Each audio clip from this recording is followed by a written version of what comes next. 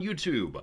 I say hello, friends. Welcome, welcome, welcome. How's it going this lovely Wednesday morning around here? Also, brand new Victoria 3 DLC day. Have any of you played it yet? It's called National Awakening, and I believe it focuses on Austria, though honestly, I have not read really anything about it so far because I'm the worst streamer ever, but excited to get back to a stare at map games. I gotta say, honestly, I will miss our Baldur's Gate 3 playthrough very, very, very much. It was a wonderful time, a joyous time, and a time that I will look forward to getting back to before too long. I know many of you liked it also. So many positive messages about you all playing along with me, you all starting your new playthroughs, you all cheering for Bingo, or occasionally booing him also.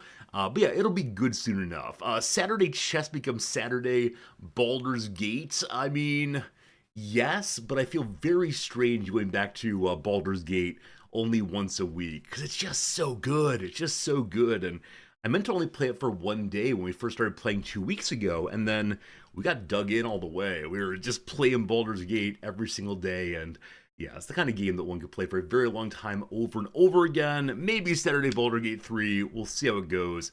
Nonetheless, hello, hello. Let's do some quick personalized highs and then get to the video juego in a little bit here. Number one, Pepper MG, it's good seeing you. Hello, unnamed comments. Hello, Putzaru. Hello to today, Marks. George, good seeing you. Jim, good seeing you, and thank you for the very sweet message on Discord. Awesome seeing you, Jim, as always. Hello, Steve. Steve, congratulations on your football club winning today. Happy to report I got up at 3:30 this morning to watch my Wrexham side play, and Wrexham won big, and I'm very happy. I mean, it was 2-0, but Wrexham are on into the fourth round of the trophy they're playing in for the first time since 1970-something. So it's been really fun to watch them play, and tomorrow evening we'll have a draw to see what team Wrexham play against next. And this is the part where the really big teams, the English Football League teams that play in the European Championship, how much they or they come into the draw, and maybe we'll get against them, and we'll see how it goes. But very excited for that. We'll see. We'll see. Good to see you, Trackle. Hello, Gary Sakatera. Welcome in, Stasi. A pleasure. It's good to see you today. Dogs, welcome back. Fuhart, hello. Grobzilla, welcome. Dog says you're going to get into EU4 soon. Yeah, I got to do the same thing. I'm intending for our next game to possibly be a little bit of Final Fantasy Tactics, I think. And then after that, we got to play some EU4 into EU5. Too many games, too many games, too many games. Maharo, hello. Lurk over there. Whoop, whoop. Glad you caught the stream.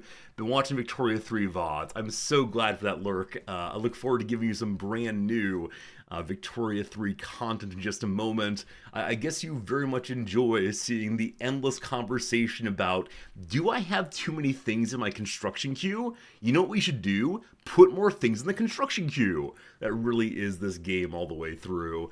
Good seeing you, Solar. You can watch it again, not get spelled on Baldur's Gate 3. I know that for many people, story games, they just don't want to watch because they want to keep the experience pure for themselves. And I support that, and I agree with that, and I understand that, and so thanks for coming back. Don't worry, I won't spoil anything in Victoria 3, certainly not how to play the game. It's a rough one sometimes. Rock Smasher, hello today, friend. Reeve, welcome back. You've been putting on Baldur's Gate 3 VODs every night. The dulcet tones of both Bingo vs. the World have been lulling you to sleep. I promise I'm the same guy with basically the same energy all the way through. That said, in Victoria 3, you'll hear a little bit less of the story and a little bit less of voice actors talking. Maybe I will try to do some voices for you and see if that helps you fall asleep. But those of you who are only here for Baldur's Gate 3, we'll get back to it, and I appreciate you stopping by. But I know for some viewers, they just like one kind of game. In the same way that today we'll be having people join up again who are really into strategy games, but not story games. That's how it works, so I'm cool if you're here or not here. Whatever is best for you is absolutely fantastic. So other than the Wrexham match happening last night, not too much occurred for us. Yesterday was a day off. Usually on days off, Noms is so interested in going someplace new and seeing something, but she's been run down enough by work recently that she decided it was time to just hang out yesterday, so we hung out. We spent some time together enjoying just each other's company, reading some books while sitting next to each other, and the kind of refreshing day that I hope gets her ready for getting back into the work week. It's Wednesday here, so we're already halfway through, and I don't know when our next national holiday is. Hopefully before too long. How's her knee been? Jim, thank you for asking that. Yeah, she went to a specialist over the weekend. Apparently she doesn't have any major tears, but there's some weakness in one of her muscles that's leading to a misalignment of her kneecap, apparently. I don't know. And so he gave her a list of stretches to do, and if it's too painful, he'll give her some medicine. And if it doesn't fix itself through stretching and some exercises, she'll need to go to a physical therapist. But yeah, she's not quite sure. The specialist is not quite sure why this happened, other than she does a lot of unusual movements with her legs when climbing the wall. She absolutely loves wall climbing and bouldering and so on. And this occasionally does have some very strange leg movements. Just then I moved my legs in strange ways, but you couldn't see it. Please imagine it though. There you go all the way. With nothing else to say and nothing much coming to mind to mention other than today's a teaching day, of course. Teaching day when we finally get to that issue of the priority of the individual or the stability of the community. And we love this day because Japanese people and American people disagree at first intuitive comment. And so the class will immediately divide, not quite in half, but 60-40 almost immediately, and it leads to good conversations if I can get the Japanese people to open up. Occasionally they have strong beliefs but won't tell the Americans what's what because the Americans speak louder and more immediately. What a fun time. Anyway, let's go ahead and do a little bit of looking at TikTok apparently. I always leave this window open and don't mean to do so, but let's go ahead and get rid of that and move instead to today's word of the day. Word of the day yesterday was catch-22. Today's word of the day is nonpareil. Nonpareil. Unparalleled, right? I think the place where you'll most likely see this word is on jars of capers. I believe that capers are often advertised as being nonpareil, a delightful French word there. Is that true? Let me see if I'm making things up. I think that's where I've seen it most regularly. Let's find out. Let's find out. Capers. Yeah, what the heck are capers and nonpareil capers? So apparently at least some people talk about these things. Is that different spelling? One second. No, it's the same. It's the same, absolutely. Very good, very good. Describes that which has no equal because it's better than any other, again, without parallel. To this day, the band's debut album is still considered nonpareil, raising the bar for every rock group to follow. I don't know who that is. I don't know what band is so good that no one can follow them. Maybe Queen. Queen's pretty good. I saw a little documentary about Freddie Mercury yesterday and this morning, and I like how he sings. I've mentioned before that one of my favorite bands of the past, 20 years, I guess, is Foxy Shazam. Foxy Shazam. And their lead singer, Eric Nally, can sometimes sing like Freddie Mercury, especially on recorded albums. When he's doing it live, it gets a little bit screamy. It's hard to maintain the voice quality. But yeah, Eric Nally, very, very good. Exactly, that guy. This is primarily a French word. Did I know that Oh Lord by Foxy Shazam is the theme for Peacemaker Season 2? I'm being awfully Rock Smasher. I don't know what Peacemaker is, so I had no idea. That's great, though. If Foxy Shazam is/are getting greater attention, I'm delighted, because I think they're a band that I wish had made it bigger. Eric Nally has appeared in some Macklemore tunes. I think that's pretty great, but the band itself has not done too much recently. Peacemaker's a John Cena DC anti-hero. Oh, it's like a superhero movie with a superhero TV show with John Cena? Well, I don't know that at all, actually. Cool, I should definitely check that out. Not really a superhero kind of guy, and we're in the middle of season 1 of Snowpiercer right now for our evening show. And I think there are 4 seasons of that, so we'll see how that goes. But maybe I'll suggest it. But as I mentioned before, Noms is not really into superhero kind of things. She considers them over boy-y. So for boys, not for her and her serious business of watching French dating shows. Next time she's here, ask her about that. She'll love the conversation. It's on Max. Oh, I don't have. Is this what HBO used to be called, or is now called? I don't have Max at all. We have enough other, enough other streaming services right now. Yeah, and we often like just 1 or 2 shows on each of the streaming services, and it feels a little bit absurd to have the full service for just 1 or 2 shows. There's the part where one, not this guy, but someone might talk about piracy. Hard to say. Back to it, though. Did you know Nonpareil, trace Nonpareil back to its Middle French origins, and you'll find that it comes for a term meaning not equal. Pareil itself comes from the Latin word par, which means equal, and non is a common prefix meaning not. In addition to its adjectival use, Nonpareil also functions as a noun referring to an individual of unequaled excellence, as in the Nonpareil of Chellis, as well as the chocolate candy disc covered with small sugar pellets. I think earlier Jim mentioned that. Well done, Jim. A full exploration of the word's history and its function in French can be found here. Well, let's not do that today. I don't know if I know these chocolate candy discs with sugar pellets.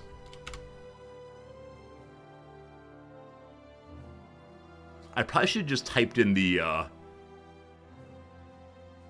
noun itself. Are these them? Yeah, I mean, it is the Nonpareil. I've definitely had these candies before, but I don't think I knew what their name was. They're delightful. They're gross. Okay, Jim, look here. Do you want me today's VIP? Very insolent person. They're good. Well, okay, never mind. No disputing about taste, etc., etc.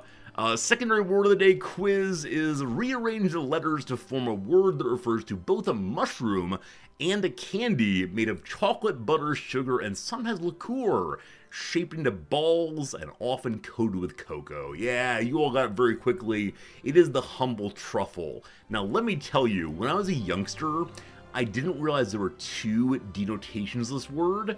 I thought that the candy truffle was just a mushroom with some, like, chocolate on it. And so I refused to eat truffles at all. And so I was probably in my 20s, and a girlfriend mentioned to me, or she offered me one. I said, no, I'm fine. I don't like mushrooms that much. And she stared at me like a crazy person. I just had no idea. Because I think I learned about truffles in some books in which, pigs were hunting the truffles. And I thought, okay, cool. So they take this thing that the pig's snout has touched and put chocolate on it, and why not? But a slight error of understanding there. The truffle. There you go. Does truffle refer to its shape, possibly? I think it might. Like ruffle. I think I'm conflating truffle and ruffle, but let's see what the actual origin is of the word. Species is a tuber. Of course it is. Of course it is. The term truffles applied generally. This may not be the place for it. Okay, so the naming there is of a certain region. Huh. Okay, so it is the case that the candy is named for its similarity to this particular item. Yeah, chocolate truffle looks like truffle proper. So there's your chocolate truffles. And then above that, the, I wish to see one again. Pigs. Dogs. I heard a podcast at one point, or an interview. It may have been with David Sedaris, in which he talked about going truffle hunting. And he was so amazed at how many truffles they found so quickly. This had to be the world's greatest truffle-seeking dog or hog, whichever one. And Sedaris realized eventually that surely the pig farmer had just planted the truffles out there so he'd find a lot very quickly and impress him. It may not have been Sedaris, regardless. One of these experiences that, are a little delightful. Alright, friends, let's do trivia. Time for trivia.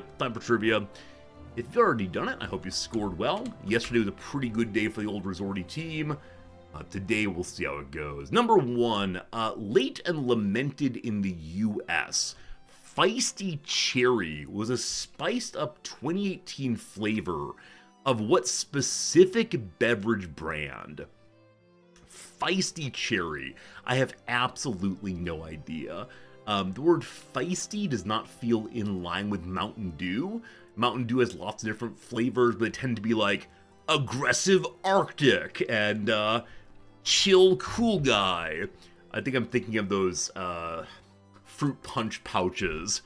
Capri Sun, I believe. I'm going to say Dr. Pepper, but I have no idea. Okay.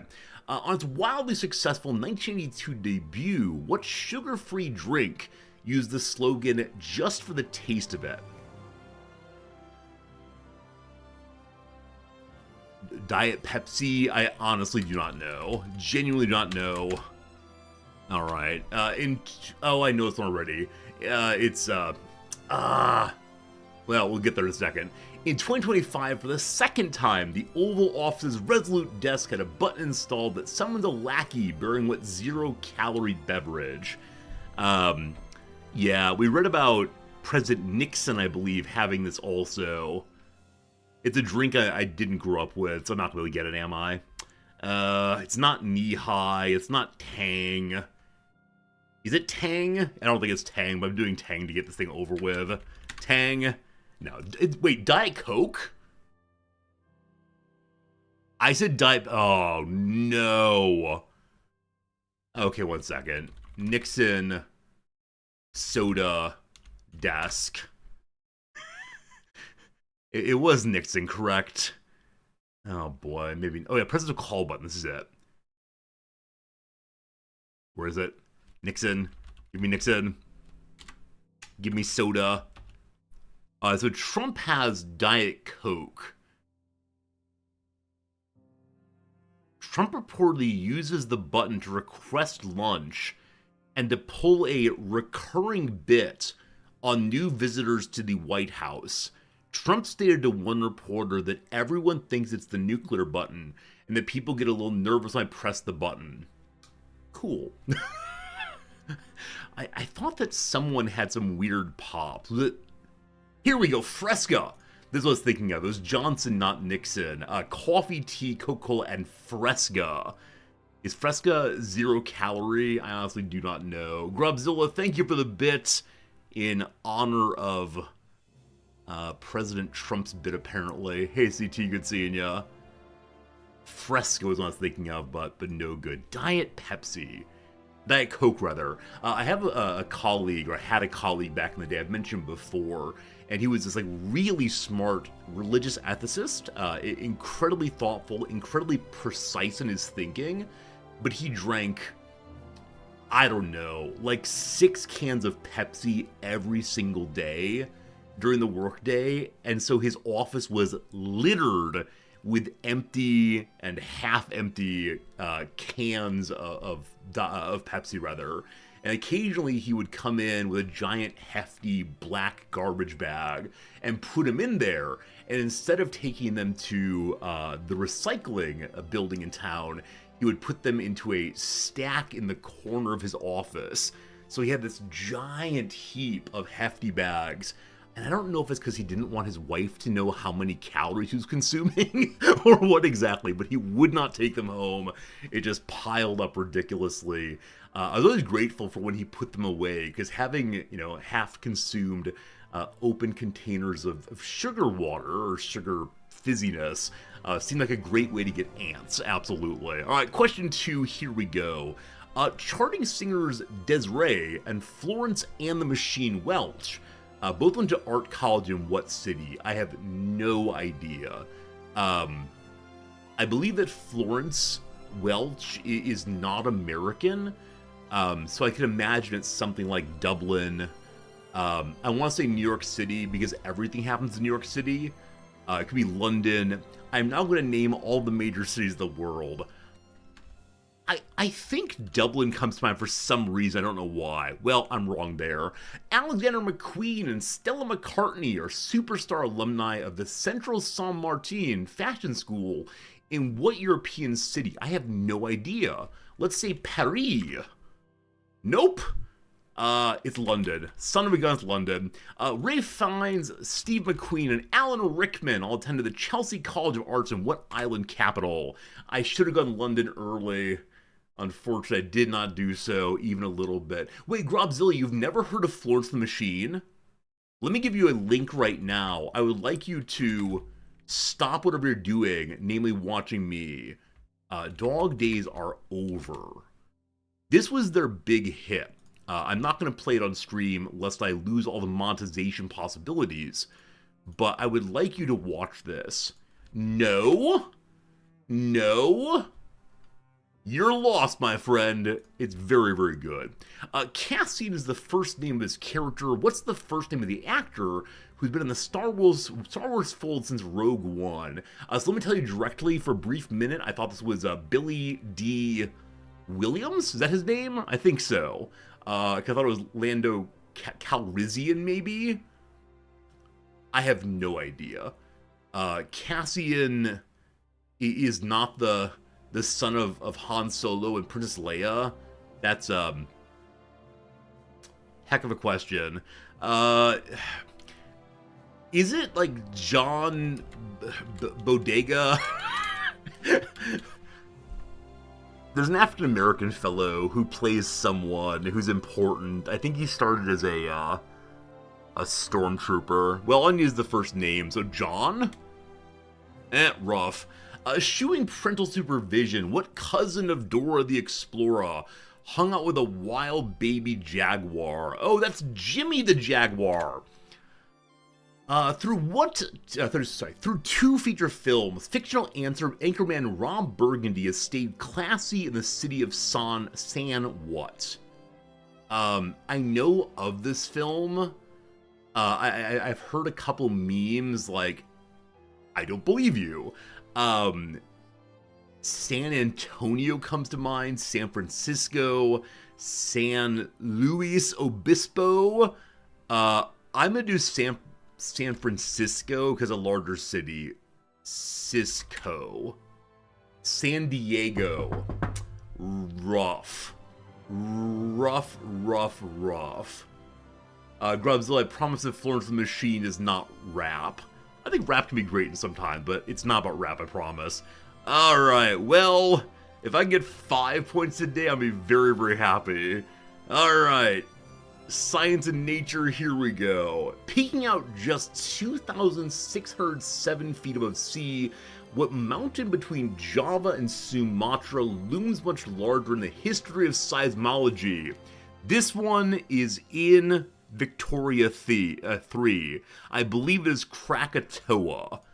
Gosh, I hope that's right. Krakatoa. Thank you, Victoria 3. Thank you, Victoria 3. Later today, we'll have a choice about what to do in response to the Krakatoa disaster. Haven't decided what to do yet. Question 5. If I can get 1 point, I'll be happy-ish. A beaten Union army slunk away from the Battle of Fredericksburg in 1862, having lost yet another battle in what state?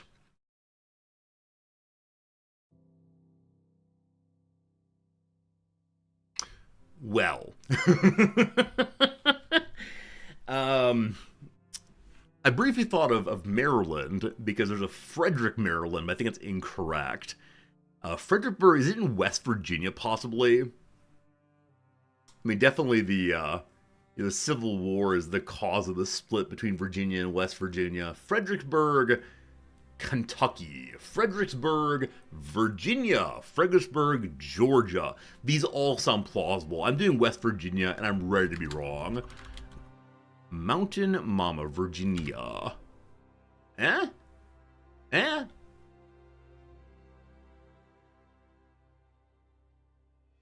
I got it. I got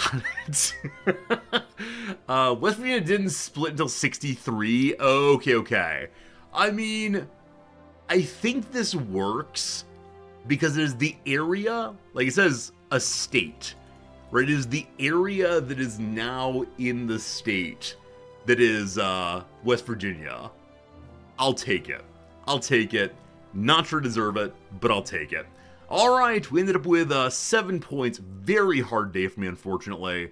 How'd people do in general? Better than I did, but so it seems like 7 to 8 is the standard what people get. Yeah, Diet Coke not remembering their slogan and not being close enough to American politics to know that Donald Trump likes Diet Coke did not help at all. London here for where do these people study arts? Most people got it where I got it, fine. Not knowing the Ron Burgundy show definitely got us. Yeah, all of these are about entertainment, certainly. Krakatoa, Virginia got very quickly, cool. Is my 2.0 round still? Hey, so we still have two 2.0s. Gotta work on studying entertainment. I expect that entertainment my lowest forever, and then insofar as the food and drink categories often drink, we're gonna stay there. If I can get like 2.0 in social sciences, science and nature, and arts, culture, I'll feel good with myself. Anyway, there we go, team. That's done. Let's go and do one Rizdactyl before we get to today's game, back to Victoria 3. You might hear its soft sounds in the background. You are listening to Victoria 3 menu music very quietly as a way to subliminally get your head into the game. Something like that. Let's go ahead and do one that was sent in. Oh, no, Redactyl proper. Oh, I'm sorry. I forgot what comes next. Redactyl proper comes next. Wow, I almost cheated you all of the game that most of you love most. I'm sorry. Friends, I give you before your eyes the possible Rizdactyl. Put any word you want to into either of our chats, and we will discover together the meaning of this one right here. Here we go. Bassoon is the first guest to come in. 0 thanks. 0 of those. That is thank, not thanks. None at all. Is it Pigeon? None at all. Godzilla and Joy Duration 0, have fun. Country, possibly. One of those. Redactyl or Riots, it's not self-referenced today. Origin, there are none of those. State, there are 3 of those. MC, there's 0 of those. Major, there's 1. Century, there are none. The word East, there are 3 of those. How about the word religion? None of those. Territory today, no territories on mention. How about the word kingdom? There are none of those. Book, none of those. Language, there's none. The letter U, there are 9 U's. Good job. Letter S, there are 22 S's. Good job, Pharaoh and Shadow together.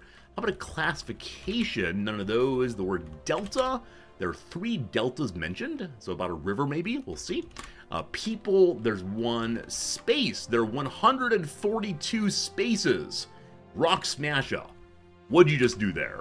0 mammals there. War, there's none. Postal, there's none. Civil, we have 0 of those today. Territory, did a bit ago.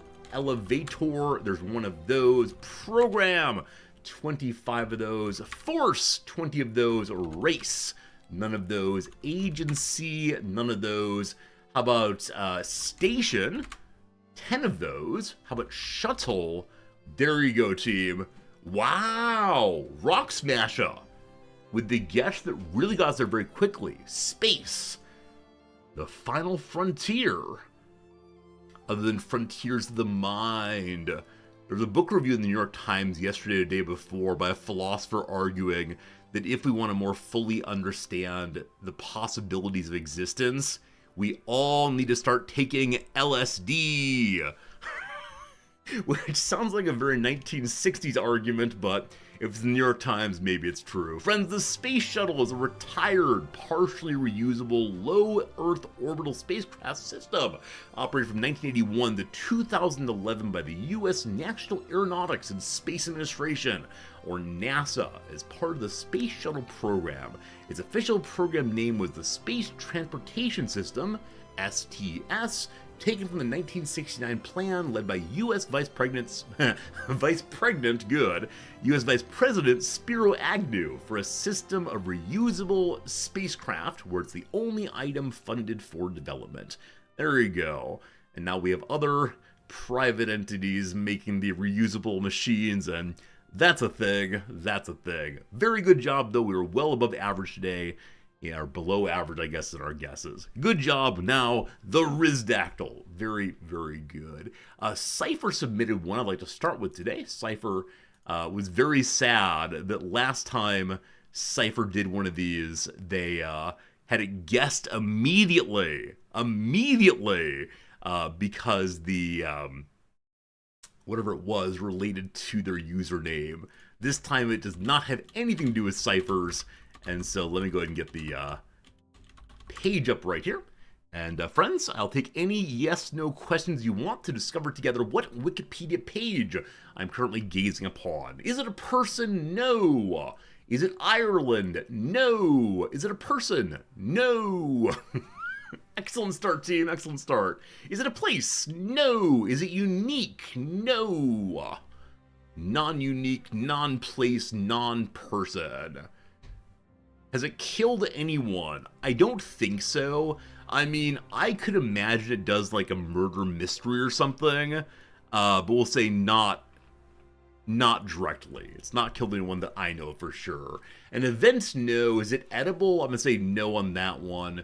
Is it related to the natural environment? No. Is it a concept? No. Can you order online? Yes. Is it tangible? Yes. Is it a physical object?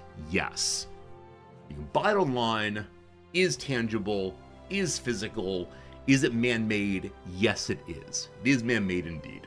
Is it a work of art? Not normally. Is it a toy? No.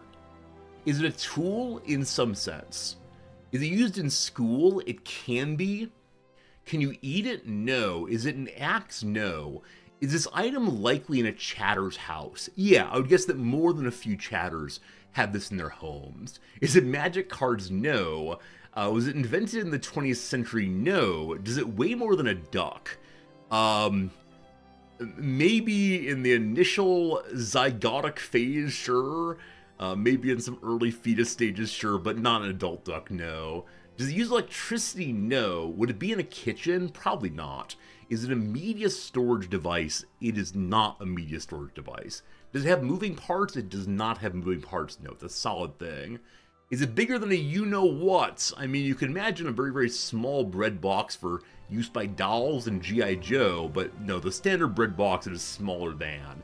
Is it made of wood? It can be made of wood, yes.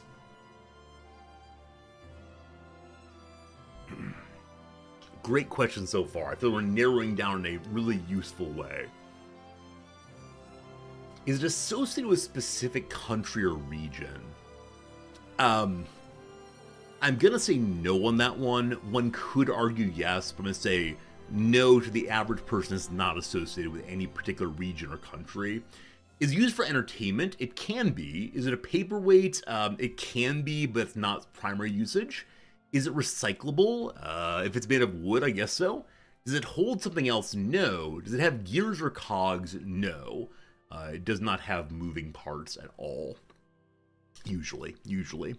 I'm going to say on all these answers, the answer is usually, because there are like specific variations that might be yeses. But no moving parts, no cogs. Would you likely own just one at a time? No, you'd likely own more than one of these for sure. Was it invented in the 19th century? No. Is it a chair? No. Do I have this? I don't have this, but I have at times had it. Not anymore, though. Is it a doorstop? It is not a doorstop, no. Is it usually used for art? No. It is also not decorative, no. No. Is it furniture? It is not furniture, no. Is it a consumable item? Not in the normal sense, no. It's not consumable. One would use it repeatedly without substantial degradation. Is it a chip clip? I love that question, but no, it's not a chip clip, nor is it used for home protection. Would the ancient Greeks have known about this? I believe the answer is no. The answer is no. Yeah. Yeah, no Greeks allowed. Is it usually used on or at a table? Yes. Is it dice? No. No, it is not dice. Did it exist before 1400? No. No.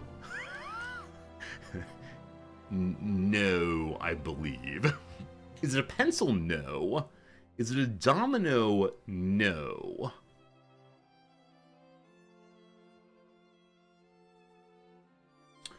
Is it used for religious purposes? No. Is it a fork? No. There was a question earlier of, is this thing used in the kitchen? And I said no to that, I believe. If I said yes accidentally, let me now correct myself. It is not normally a kitchen thing. It could be, but not primarily. Not primarily.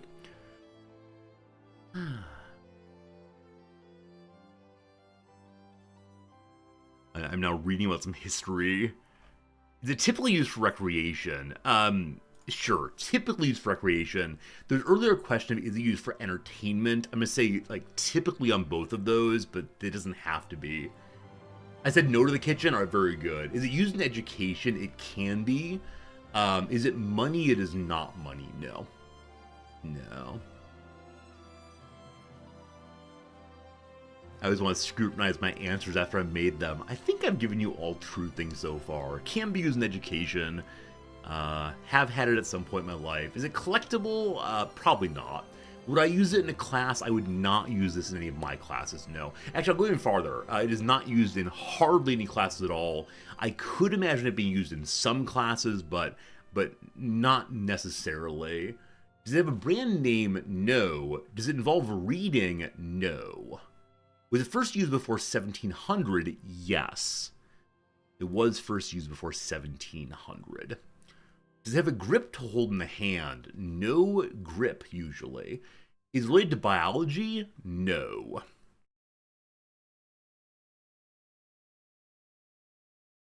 Reading. Is it a game? It is not a game. It isn't a game, no. I do enjoy quickly reading histories of things. Is it an apparatus? I don't know what that word means exactly, but sure, it's no. I'm gonna say no, it's not an apparatus, because I don't know what that means. Is it used to make something else? No. Is it used for medicine or first aid? No. Sorry, first aid? No. Does it have moving parts? No. Would it be challenging to make one of these on your own? No, you could definitely make one of these on your own without too much trouble. Is it a household item? If by that you mean, is it in people's homes? Yeah, it's in the homes of quite a few of you, I suspect. Is it in every house? No. Is a household item like a duster or a pillow? No. I'm not sure if any of that helps, but there you go. The analysis of the phrase a household item. Is it a physical item? It is indeed. Bard's good seeing ya. Is it Lego? Nope. Was I misleading you and this is actually a puzzle? Rock Smash, I don't know what you mean. Was I misleading you? No, I don't think. Is the thing a puzzle? No. If you dropped it on my foot, would it hurt? Ordinarily, no. It would not hurt in any big way. There might be a slight ouch. It's not a feather, certainly, but it wouldn't break anything, certainly. Certainly is right. Liquid, no. No. In a moment, I will give you a clarification that will help quite a bit, but I want to see where else things go for a little bit. Oh, sorry that it wasn't related to ciphers. Oh, no. It definitely is not related to ciphers. The person who submitted it was Cypher, and they wanted to make sure they did not give one that was too easy to guess based on their name. Forcom, thanks for that resubscription. Thanks for using that Prime sub here. Very kind. Is it a cat? No. Is it related to furniture? No. Is it valued at $100? Usually not. Is it an office item? No. Would it be found in a bathroom? No. Is the weight of crippling depression? What isn't? Is it alive? No. Has it ever been alive? No. Alright, to avoid us getting lost forever, someone asked earlier, is it a game? And I said no to that. It is not a game. Cat. Do you write on it? No. Is it in the bedroom? It could be, but not necessarily. Would a person over 40 have more of this than under 40s? I have no idea. I could have guessed that more people over 40 have it than under 40, but I'm not sure. Is it a chessboard? No. Is it the game? No. It is not the game. No. But some of your questions are becoming good and right now. There we go. Is it a piece of game paraphernalia? Yes. So it's not a game. Had you asked, is it related to games? That would have helped. But no, it's not a game, but it is a piece of a game, we'll say. There we go. A little help. Got to keep this party moving because I want to play Victoria 3 before bedtime. Is it a checkers board? No. Is it dice? No. Is it a game piece? Yes. 'Tis a game piece. Is it a meeple? I don't know what that is, but no, it's not. I mean, it might be, but I don't know. Is it chess related? It is chess related. Is it used in multiple games? Not to my knowledge. I mean, it could be, but not directly, no. No, it's only in one game. Is it a pawn? It's not a pawn. Is it a knight? No. Is it the queen? No. Hey, a hype train started. Thanks for all the contributions so far today. Chat saying, like, it's time for some fun. If you want to give some additional monies and get yourself some emotes, feel free to do so. No pressure, though. Is it the rook? There you go. There you go. It is the rook. Piece in the game of chess. Pardon me briefly.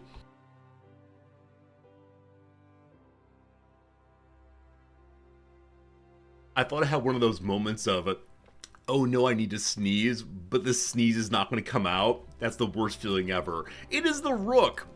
I had to quickly learn when the rook came into being. So in the Indian pre-chess game, there was a chariot, but I don't think they were playing chess proper then.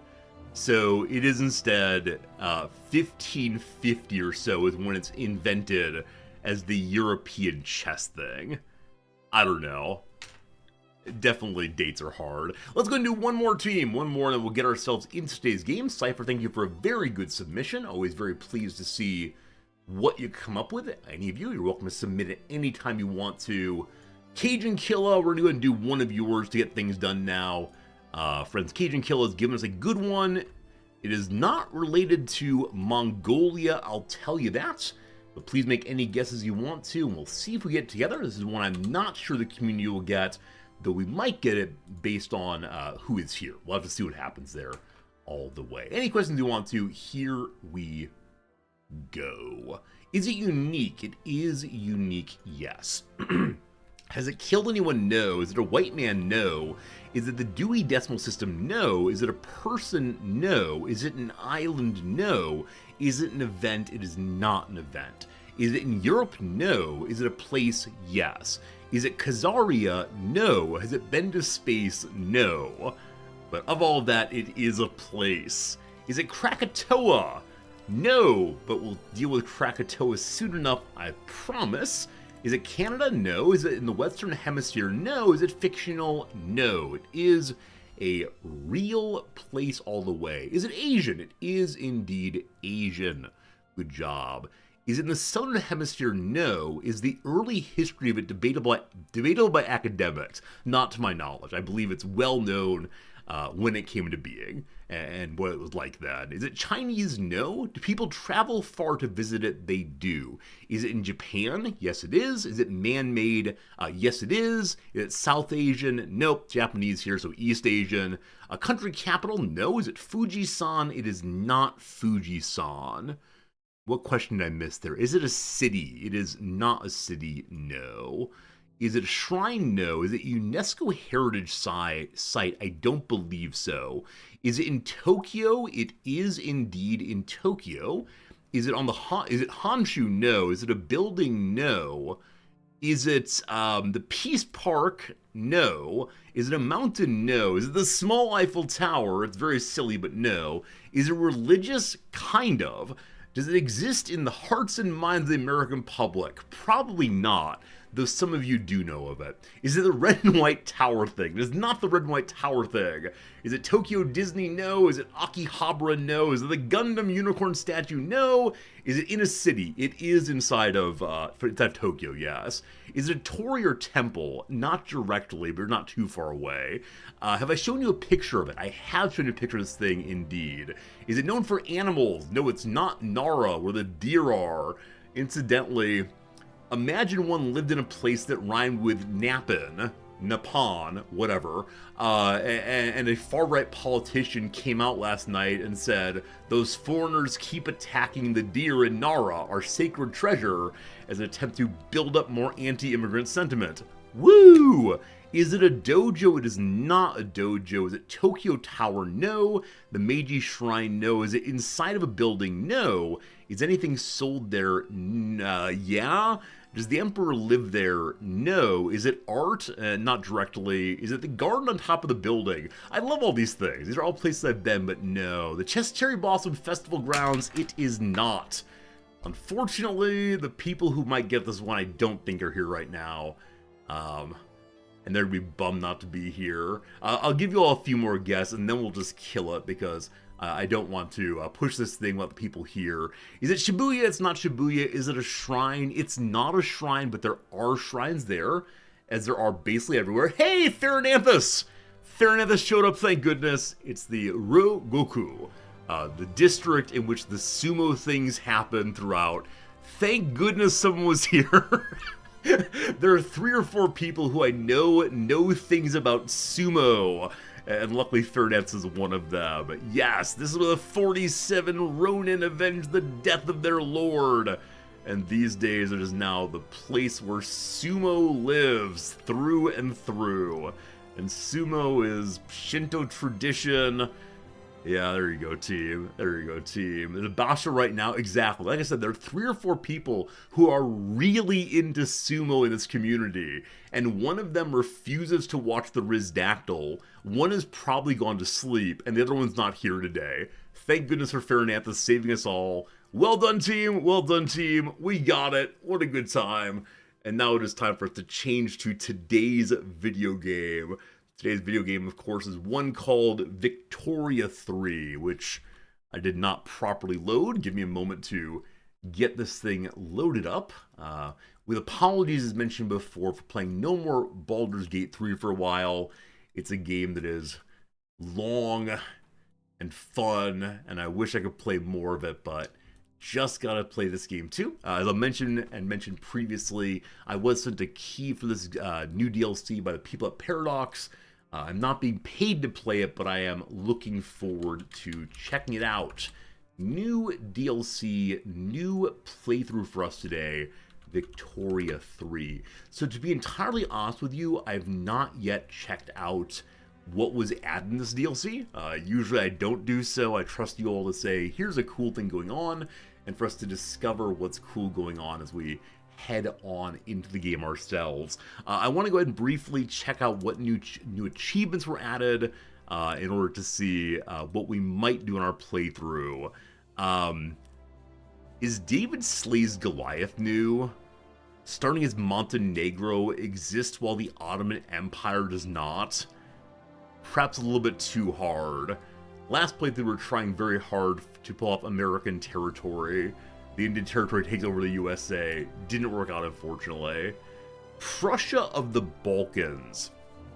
As Bulgaria complete the Prussia of the Balkans journal entry, and have a higher prestige than Prussia. That could be fun to try. So the Switzerland one, I don't remember seeing Swiss bank account, but maybe I'm wrong on that one. Unspeakable, you said that a YouTuber you watched on episode 150, all episodes are at least 30 minutes. Unspeakable, do you mean of this DLC? Or are you just mentioning that you like watching a YouTuber? I'm not sure the relationship. Swiss's previous update? Alright, maybe we'll try Bulgaria then. I've never played in Eastern Europe in this game. I've played as Sweden, but that's the farthest east we've gone. Man, there's so many achievements I've not gotten done in this game. I focused most on doing achievements in CK3, but As Austria complete the federal solution. The United States of Greater Austria is amazing. Alright, let's see if we can figure out how to do, as Bulgaria complete the Prussia of Bulgaria, the Balkans journal entry, having more prestige than our friends the Prussians. Bulgaria does not exist at game start. Cool. I don't know why I choose the achievement we're going to do before I know how the achievement's going to work. We'll see what happens. We'll stumble about in Eastern Europe for a while and hopefully have a good time. So, do we begin as Bulgaria? We begin as part of Russia, don't we? Is that true? No. Bulgaria. It's somewhere in here. I know that only because CK3. Team, I might need some help on this one. I don't want to begin as the Ottoman Empire, but if I were Bulgaria, what would I be calling myself right now?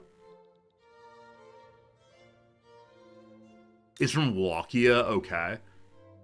Is it Wallachia or Wallachia? I think it's Wallachia. I don't know. Or it could be in the Ottomans here. But I can't choose to be a subordinate state, right? You have to be the Ottomans. I'll start from here. I don't feel like being a major power in this playthrough.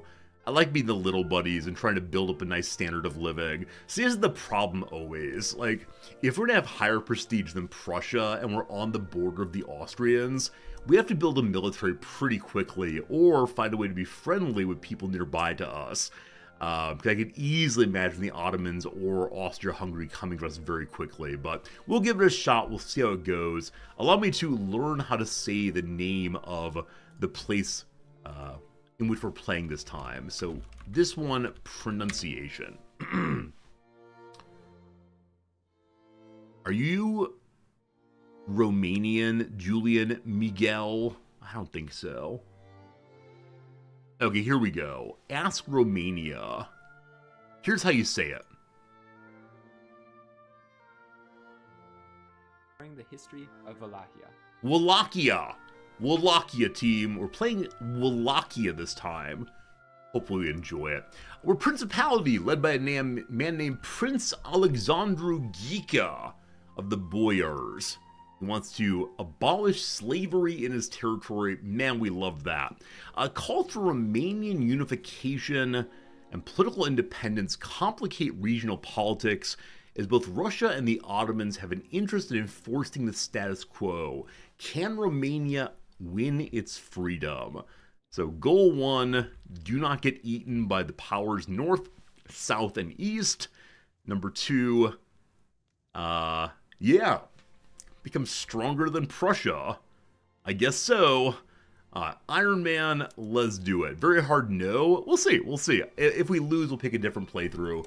As you know, I don't mind losing on stream, as long as it's not chess. The end. We begin with 4 troopers. Austro-Hungary begins with 37, the Ottomans 162, and Russia 206. Don't you worry.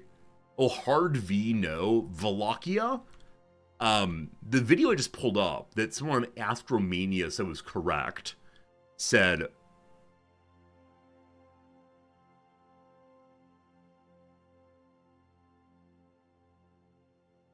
they're disagreeing. So this person says va like van. Va is not pronounced like van, more like va. Va. Lahia. Wallachia. But this person here says pronounce it this way. And hope we can hear it. The history of Wallachia.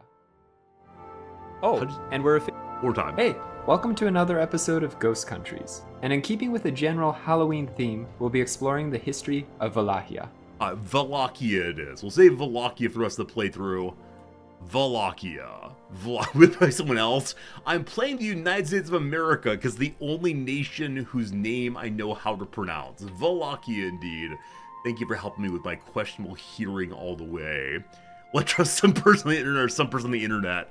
You know, HPG, I trust only you. and maybe Noms when she shows up. Wallachia is an exonym, I can say, as the Americans would. Yeah, there's a suggestion that people from Wallachia say their name differently. But hey, it's 1836. We'll try the best we can. Welcome to Wallachia Iron Man. Someday Prussia-ish. Close enough. Close enough. Close enough. If you've never seen this game before, you're in for a good treat. It is a big old stare-at-map game, a kind of game I love playing. If you don't know Paradox games in general, let me tell you, they allow you to play a whole bunch of different histories. The game is one in which you can play as, I don't know, Zanzibar and somehow colonize Denmark. It's very, very, very silly sometimes, but a whole bunch of fun. Looks like the oceans have been changed. Previously, I think they were open expanses, but now they're used as an area for artwork. Do I like this? Do you like this? Do the images change based on the place in which you're playing? I mean, I know the names do. I know the names change when you're playing, but do the pictures do also? Huh. You can change the map. I might do so. Are these our proud Bulgarian people practicing for the Olympics, possibly? I don't know. It distracts from the game. Yeah. I'm used to wide open spaces and then land. Fascinating. This is new also. What's this thing here? Oh, they've changed what the situation looks like. I think it was a circle before, and now it's a platter of something, I guess. Huh. A lot of cool map options. I've never changed the map options at all, ever. Alright, we are a minor power, apparently descending. So our prestige is currently 8 points. Very nice. If it stays below 10, we become insignificant instead. So we gotta find a way to become more powerful, more attentive, and all the rest. I don't like that the ocean is the sea is the same color as my nation. That'll get very confusing. So we will go to the map options for the first time ever and see what can be different. Is it gameplay possibly? Map modes, here we go. Culture, religion, minority blend. Use the blend of minority colors as stripes. That's not it.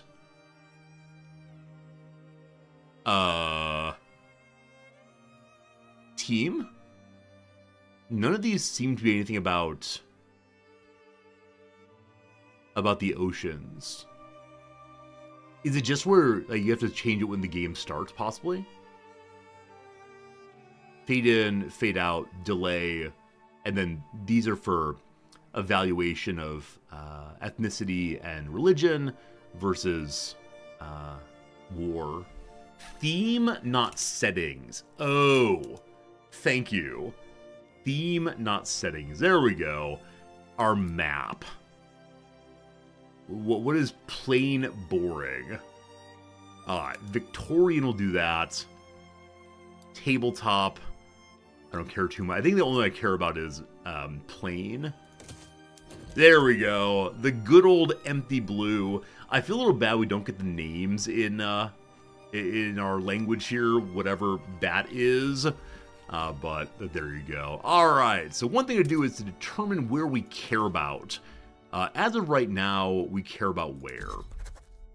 Danubia we get for free, because we live in Danubia. So we get Hungary for free, and Moldavia. So it makes a whole bunch of sense to say hello to... Let me see whose politics are like our politics among the Austrians, the Ottomans, and the Russians. This is the part where I just don't know the history of my own people, so let's see. We're a principality. Cool. So hereditary power in which the prince deploys his power to his heir. Beyond that, he's a boyar, so a member of the land-owning class, and he's against slavery. Cool. Russia is currently the Tsardom. Certainly the Tsar is hereditary also, so it's not so far away. Our religion here is Orthodox. We are Romanian. So commonality of religion and sort of power with Russia, who's protective of us. I mean, we can just look this way too and say, look, the Russians and the Ottomans protect us. Hungary's not sure what they're feeling right now. Hungary and the Austrians are a little confused. So we know that Russia has internal problems very soon into the game. Like Russia's always just kind of hanging on, and they have a bunch of troopers with them. So let me go ahead and try to get Moldavia to like me, and Russia also. So we'll set our first declared interest as nearby Russia. And the second one I'm going to put with South Germany in hopes that I can make the Hungarians or the Austrians rather like me a bit more so they don't attack us. All right, we have begun forming relationships. Let's take a little bit. We're not researching anything. Okay, let's think. So like I said early on, we don't have a meaningful military. We have like 4 groups of farmers, and that is that. So 4 groups of the Armata Targi Romaniesca. Surely that's the right way to say that. We also have a treaty. One moment. We began with a treaty with Russia for 25 years. So Russia already protects us for 25 years. In exchange, we've said we're going to go to organic regulation. I don't know what that is. It's a modification to our system of government. The country's governments constitute a set of organic regulations imposed by the boyar, or imposed by great powers, rather. It's headed to the point by representatives of the boyar oligarchy. So we become enthralled to everyone? It requires everyone who's a great power to tell us what to do? I don't want that. I don't want that at all. We'll look into that eventually. We have 25 years to figure it out very well. But Russia's already supporting us. Cool. Probably good to make a stronger relationship. Though with that said, they have an embassy with us. And so the embassy will force us more and more into their power block. Wait. I'm already in the Ottomans power block. So many fascinating things. Let me say thank you very much, Anonymous Gifter, for giving a gift sub to Shepard. Shepard, enjoy your emotes and such for 1 whole month. Anonymous, thank you for your kindness. And Grayford asks, where does Victoria rank on my list of Paradox games? Now, this is, of course, like profoundly idiosyncratic. Different people disagree. My favorite Paradox game is Crusader Kings 3. Probably because the one I've played the most. Let me not say that. It's Crusader Kings generally. I've really enjoyed that. For me, number 2 probably is Victoria. There's something very appealing to me about building up buildings and improving standard of living. Now, I don't know if everyone loves that, but this game feels like you can be a good guy pretty easily. Because it is the era of liberalization, and so it's easy to become like nice to people and end slavery and so on. After that's probably Hearts of Iron for me. I really enjoy the era and learning about things I don't know much about. And playing as Finland and Sweden was great fun. Past that, I'm not sure. I mean, I like Imperator quite a bit, even though it's not supported anymore. I hate to say it, but Stellaris has dropped in my estimation so much. With the last 2 or 3 DLCs, I just didn't enjoy them. Yeah, I'm gonna be one of those people now who said, Stellaris used to be good back when they had a different mode of transportation. Now it's lame. This is not exactly true, but yeah, I don't rate it as much as I used to. Okay, so Russia already supports us. That's good to know. What does our economy look like? We have 1.2 million GDP. That's not very much. Okay. We currently have food industries, we have silk plantations? I'm sorry, what? I always think of silk plantations as belonging to to the far east. We have up to 60 silk plantations. That is a really quite rare commodity at this point of the game, I believe. So perhaps we will build up our economy entirely on silk. I had no idea. Look at that. We've learned things about this part of the world. Show me the market right now. So coffee, donuts, clothes, dye are all a little expensive, but the economy seems relatively balanced right now. The most expensive thing for the poor people is grain. They want more food. We can get to that presently. As right now, we don't have any construction buildings. We're pulling in 3,000 money as we get started, so yeah, I will give them one construction building as our first build always. Number 2, I only have 73 bureaucracy. It's time to spend the authority points, though. I'd like to tax the consumption of something, I'm sure. Tobacco. Yeah, we'll start with tobacco as a way of keeping our people healthy, certainly. And then we have only one state right now, and so we're definitely going to put here road maintenance to help us build a little faster. We definitely want to put here social mobility to help people learn new skills. We're spending our national power on that. And then if we're going silk, that's agriculture, I believe. I need to know what our current immigration policy is. There's so much to look at the beginning of the game. I love it. So we still have slavery. As of right now, the majority of people who care about politics sure do want more slavery. Though the ruler himself, the prince, wants to ban slavery. So, that's striking. The landowners, his own party, are in favor of slavery, of course, though he himself is against it. An enlightened monarch who cannot change from where he comes.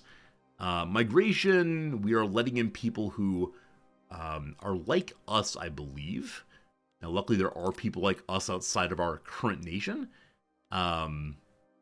Okay, distribution of power, the one that we told the Russians we would join, we already have. I may need to break a deal with Russia, so we're able to stop being locked down by the great powers. That's for the future, though. Okay. In-Ray caring about other people. Where's our Are We Terrible Racist buttons? Over here somewhere? Who gets to be a person? Wait, where is it? Seriously? Citizen? Hey, there we go. Alright, so we believe in subjecthood is what citizenship is. The state defines its people foremostly as subjects to the sovereign, making little efforts to encourage any official nationality. Cultures are left to their own within their communities. So all we care about is being able to tell people that they are loyal to the prince. Good to know. Very, very good to know. What does that mean, though, for immigration? Only people that in cultures that are not discriminated against may come in. Okay, so I promise I'll unpause eventually. Anyone who came from Baldur's Gate is probably staring at their computer saying, what is this game? This is not a game. This is a man pulling up random screens and saying words that make no sense. Yes, it's true. That's what the game is. What was I going to say, though? Right. I need to see how our cultural integration is currently being done. As of right now, there are only Romanian people here. And we accept the Romanians, no problems at all. Everyone in the nation believes in the Eastern Orthodox Church. Alright. So other people may join if we do not discriminate against them. I don't know who we're discriminating against right now. Is there a way to see that? I think there is. But a population here... Or do you have to have the culture in your nation to figure out if you disagree with it? I have no idea. Anyway, the big question for me was, if we're going silk, we should probably find ways to improve our silk production. However, we have no military. Our military will never get as strong as Russia and Ottomans and Austria-Hungary, at least for a while here. So we need to go economy first and then build into the military, I believe. There is my answer to what technology comes first. So intensive agriculture might be the way to go very early here. That said, intensive agriculture actually does not help silk production, it looks like. Is that true? Yeah. All right, what is the technology that most helps silk, if anything? Let us see. Where's it? Where are silk? There it is. Irrigation, yeah, not anytime soon, and the train. There's no way to help silk plantations immediately. They can't be fertilized. Apparently you can't make the little worms bigger and stronger by feeding them dung.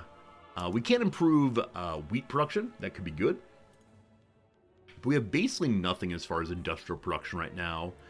The coal mines, we can build quite a few more. So getting coal could be good in that everyone needs coal as part of the game, and it'll be strong for us as we continue along. So yeah, let's go ahead and strengthen our coal mines as a first way to go. So in production here, we can go to the atmospheric engine. Takes only 4 years. Is there anything faster than that? The lathe we won't be using for a while. In-ray military, we can do fancier boats. I think we're landlocked. We're landlocked people. 35 months for Napoleonic warfare. I mean, lets us strengthen the old army a little bit. Mass communication, more authority, don't need right now. Empiricism, I mean, allows us to have better education. That could be great.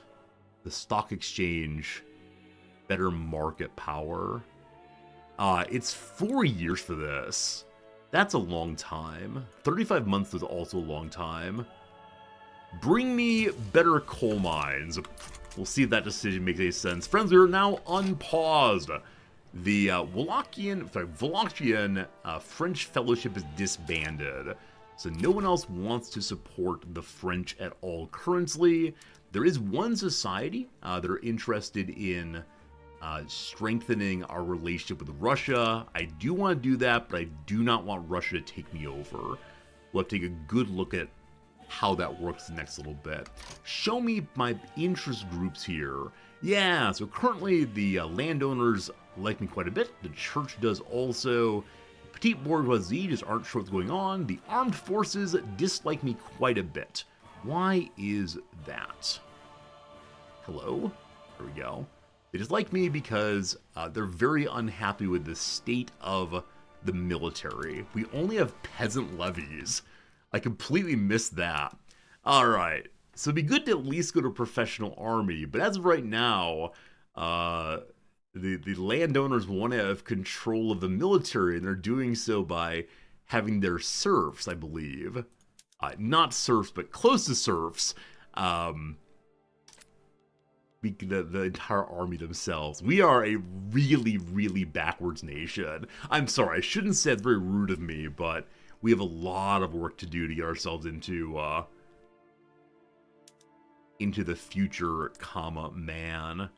Man, where even to start? I need to keep organic regulation so as not to upset the Russians. We want to stay elected bureaucrats. We could go off of manors as a way of freeing serfs. Unfortunately, the landowners have a whole bunch of power. So I need to weaken my own party? Is that what I'm seeing? Yeah, the ruler is a boyar. Can we reconstitute the government with no problems? The church should come into government also. The leader of the church is a traditionalist. That's not super useful. Yeah, and the person's beliefs are not useful to us at all. I mean, the rural folks are the ones who would help us to break the serfdom, I believe, but this is not a legitimate government, is it? If I bring the military into power, they'll be a little happier with me. So that's a totally righteous government by bringing everyone in. If we bring the PB in also, it drops a little bit. Okay, so we have 3 forces of traditionalism here. The one advantage is the armed forces will potentially want a different government, and we'll see what happens. But as of right now, our government is truly beloved by anyone because the unification of the property, the sword, and the cross, as one might say. Construction sector being built slowly. Our prestige is still falling. We need to have 14 prestige. We can get that via what? Larger military, larger GDP, being number 1 in producing something, but yeah, I think increasing our GDP is probably the best way right now, but we'll see.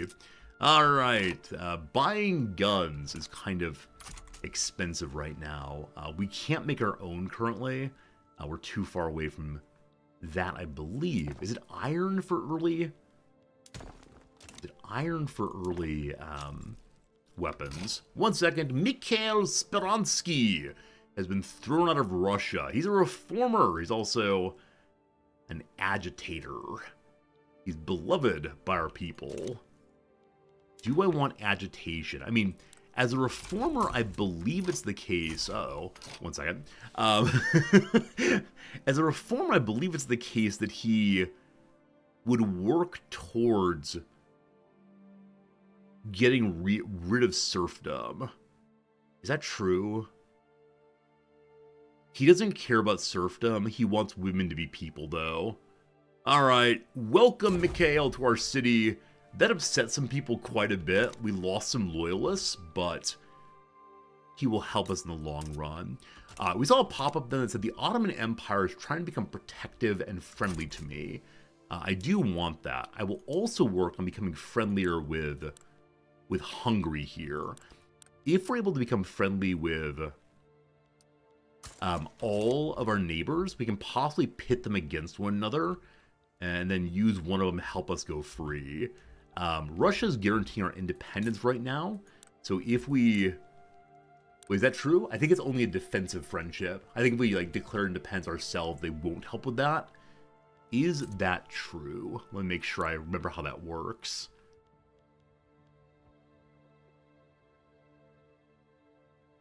I don't remember. Does anyone in the chat remember what happens if you declare independence or support independence? It might actually be the case that they will help us. Possibly. We have a treaty with Austria, Prussia, Montenegro, and Moldavia. It looks like Prussia and Austria are absolutely nothing right now. Just defensive pacts. Okay, so we have a number of protections against the Ottomans. The Ottomans seem like the ones that are odd men out right now. We're stuck in their market, though we are not a subject of them. Got it. We need iron. We need small arms. We're building nothing currently. I got to keep an eye on that, of course. Put more than one thing in the line. Some iron would be good. Russia does come in on independence play. Radicus, thank you. So it is the case I can use Russia if need be. Okay. Can we make guns with just iron? Yes. Iron and hardwood.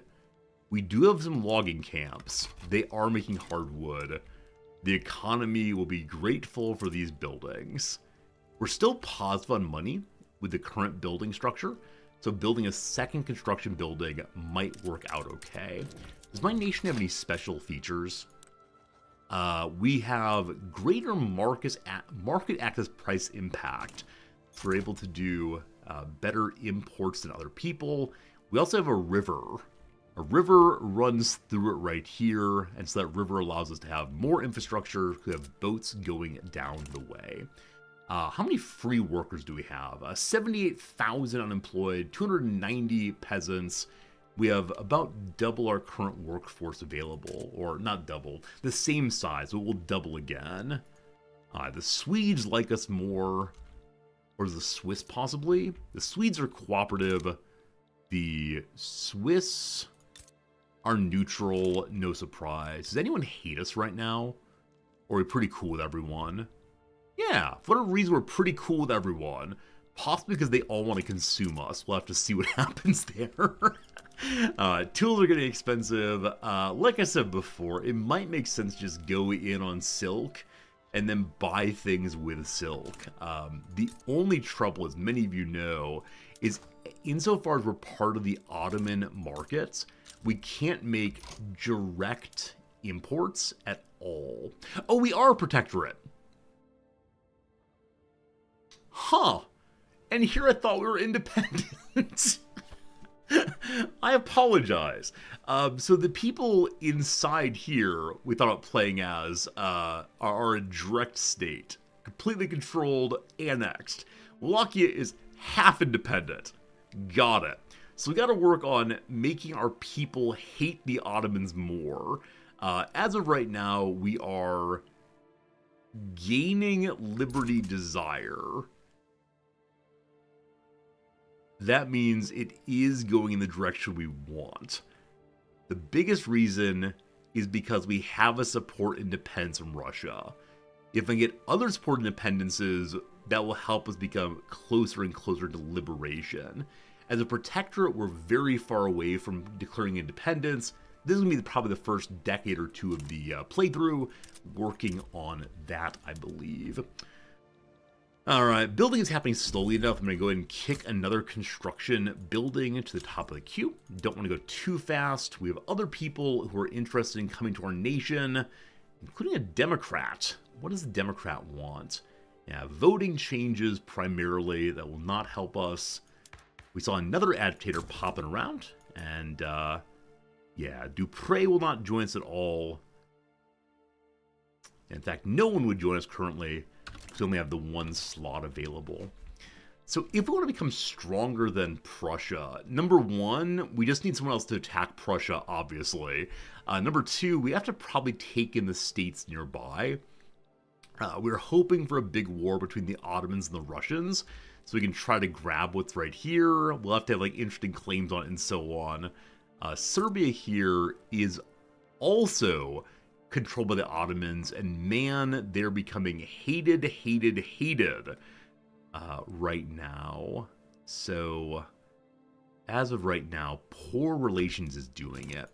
We're going to spend some of our bird mana to try to get the Ottomans to hate us also. As of right now, the Ottomans are trying to improve relations with us, so working in opposite directions possibly. All fine. Alright. I believe we'll be heading to game speed 4 in a little bit here. There's not terribly much to do until more buildings get done. On the journal entry side, we have what available. Patronize Romanticism. The only thing for us to do right now is to work on getting an Arts Academy made, but that's not quite in line with our current goals.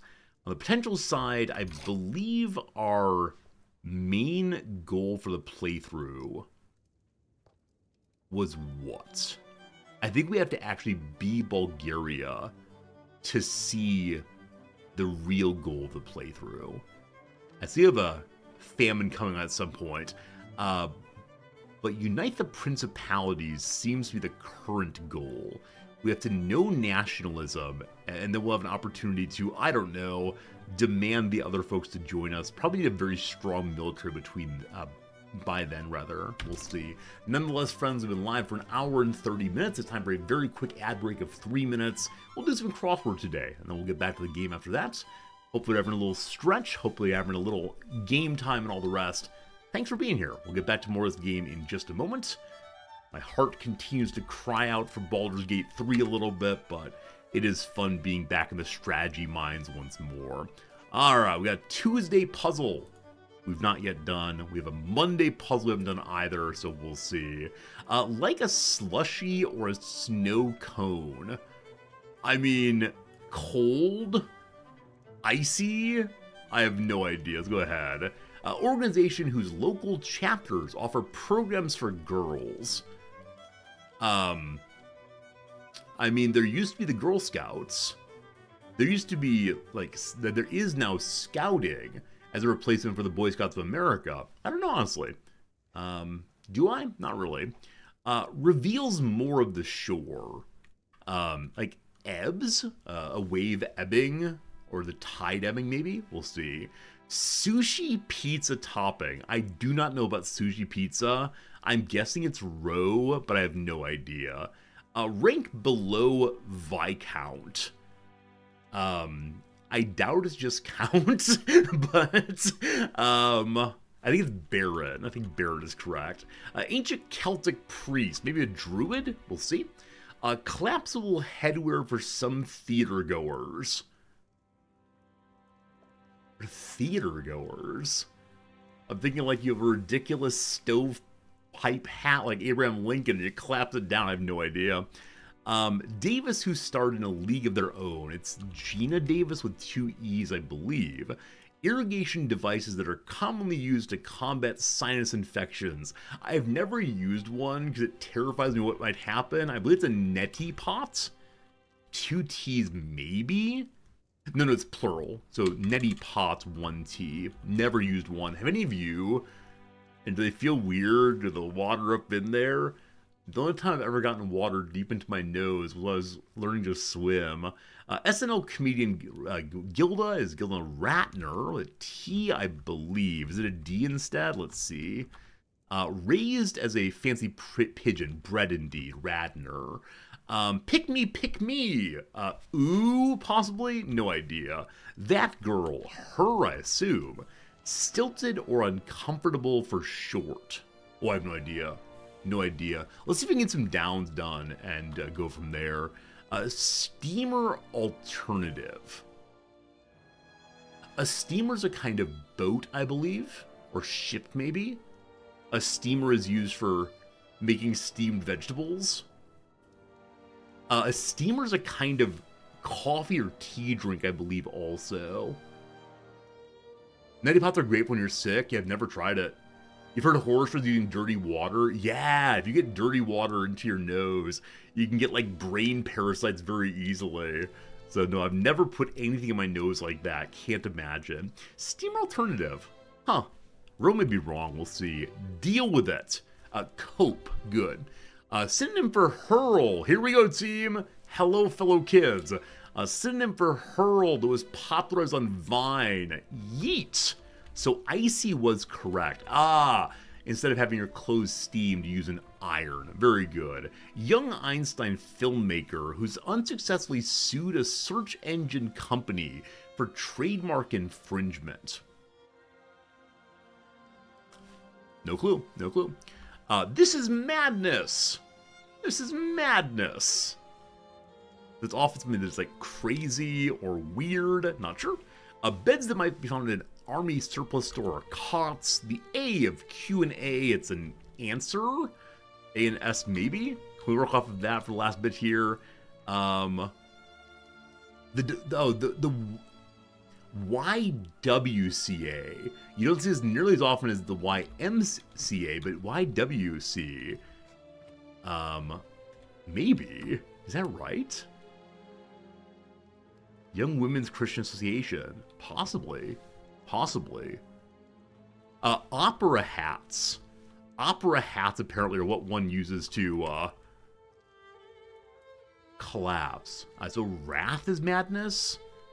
Someone's name is Yahoo. So maybe OO. I think I might be right. I don't know a Yahoo person. I understand why they'd sue the search engine though. Anyway, we paused the game there. I'm not logged in. What? Gotta maintain my streak. Obviously, so we'll log in here. Very good. Wasn't the name Yahoo used in Gulliver's Travels? I'm almost certain there's a tribe in Gulliver's Travels called the Yahoos. And they might live with the talking horses, possibly. Is that right? I'm making things up. Gulliver's Travels Yahoos. There you go. Legendary human beings in the 1726 satirical novel Gulliver's Travels. They're meant to comment on the state of Europe from Swift point of view. Yeah, so they are the workers of the horse people. There you go, team. The word Yahoo was coined by Jonathan Swift. So if anyone can sue the search engine, it is Jonathan Swift's estate, surely. Good luck maintaining that claim after hundreds of years. Alright, back to it. Just getting started here. Just getting on the way. We gotta make sure we stay in the Ottoman market, but unfortunately the market's having trouble maintaining guns. Everyone wants guns right now, and coffee, and. Obviously we cannot declare independence in the market at this point because it is mighty important. Now, I need to break off of the power block also. So we have to free ourselves from them politically before we can do economically.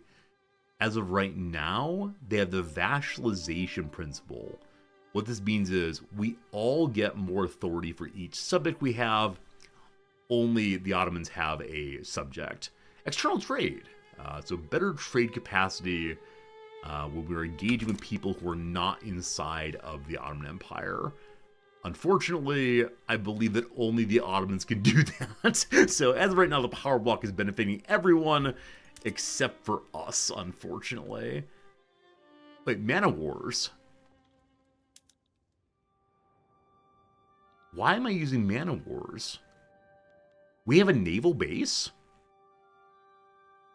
Oh, this is throughout the market. These are things that are expensive on the market. Am I using these? I didn't think you could build if you're landlocked. I didn't think you could build military bases on the river. Because navies stay in the ocean, I thought. Hey, Philomen. You're amazed by my crosswording skills? Just practice, you'll get there too. At some level, the crosswords are about identifying patterns as opposed to knowing trivia, but the trivia helps. Yeah, patterns are a decent portion of it. Yeah, we most certainly do not have any navy. Nor am I believe I can build a navy, correct? Like, this is not something you can do in the video game if you're landlocked. Yeah, there's no ports here. So it's a complaint that there are expensive...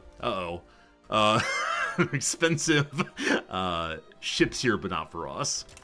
We're forced to join a war of the Ottoman Empire. The Ottoman Empire has decided to do what? There's a war between the French and the Tuscans. Tuscany has called in both the Serbians, the Croats, and the Ottomans. So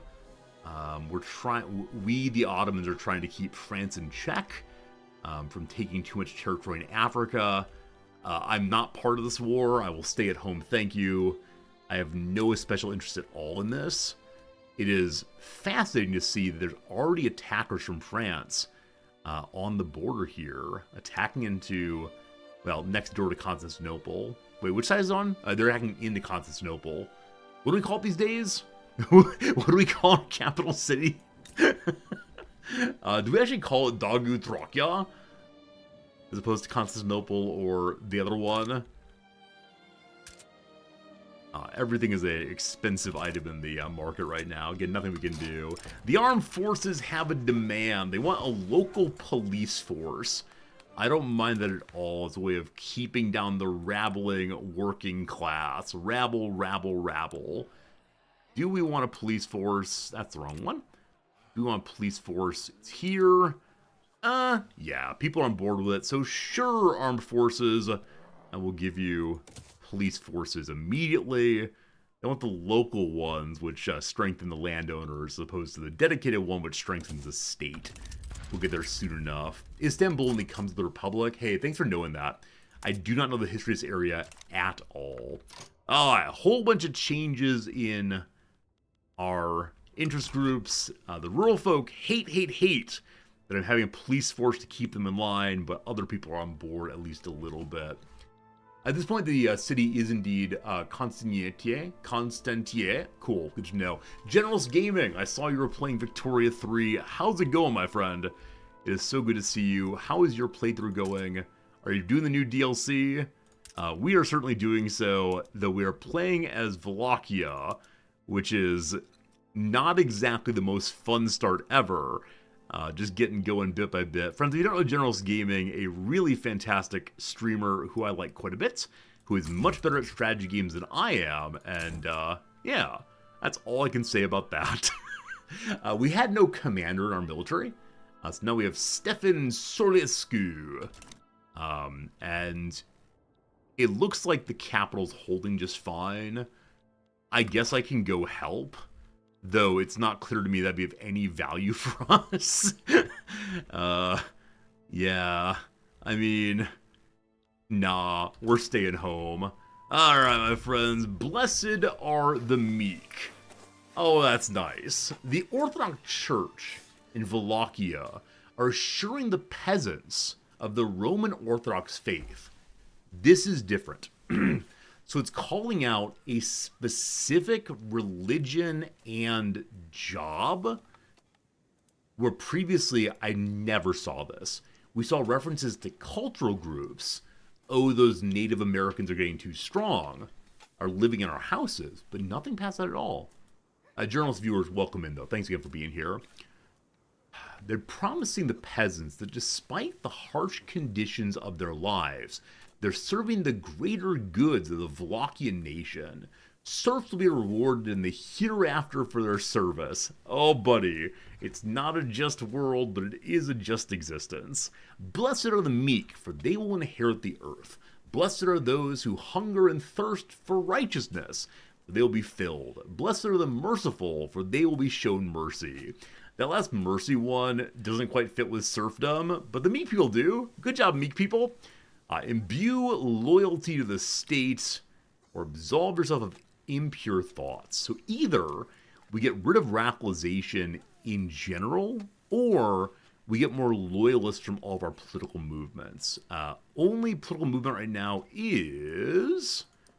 there are 5 of them. The absolutists are the ones who are most on board, and boy howdy, they love our current form of government. So I will take more loyalists right now, supporting our nation as it is.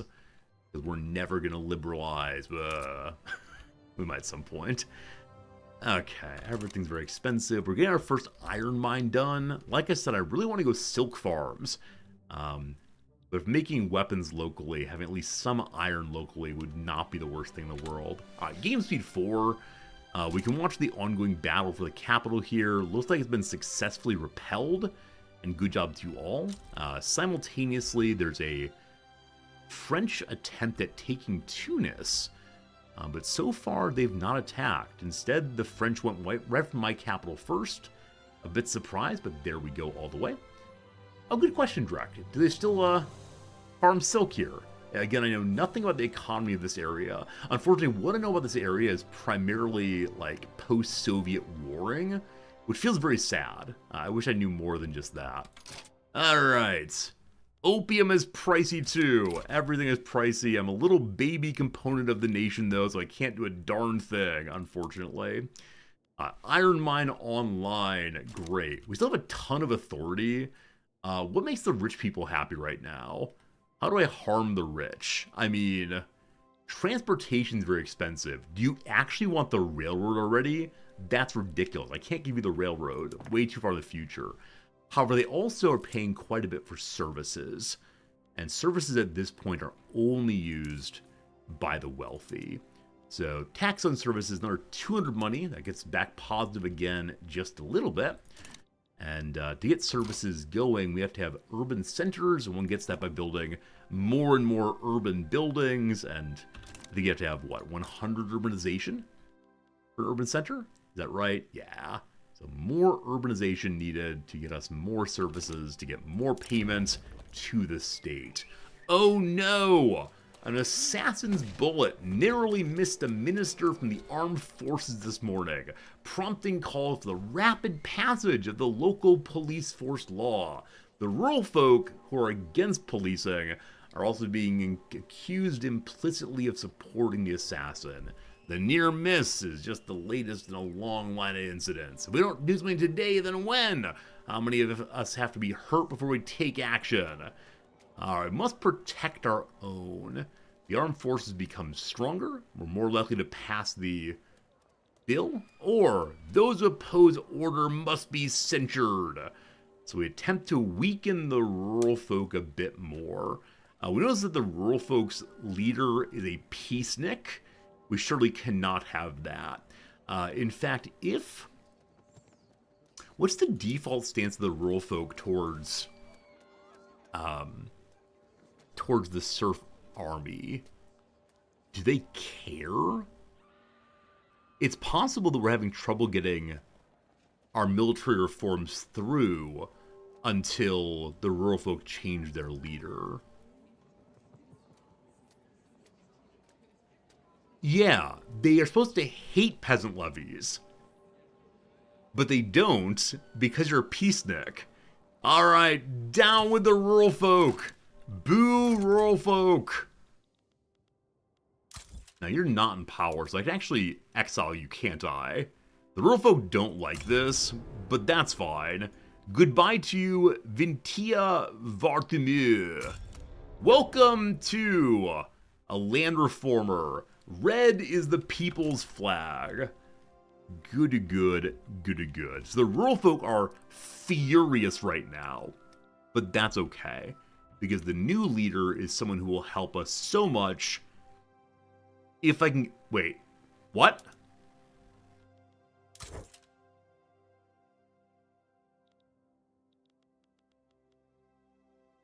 The leader's a pacifist again.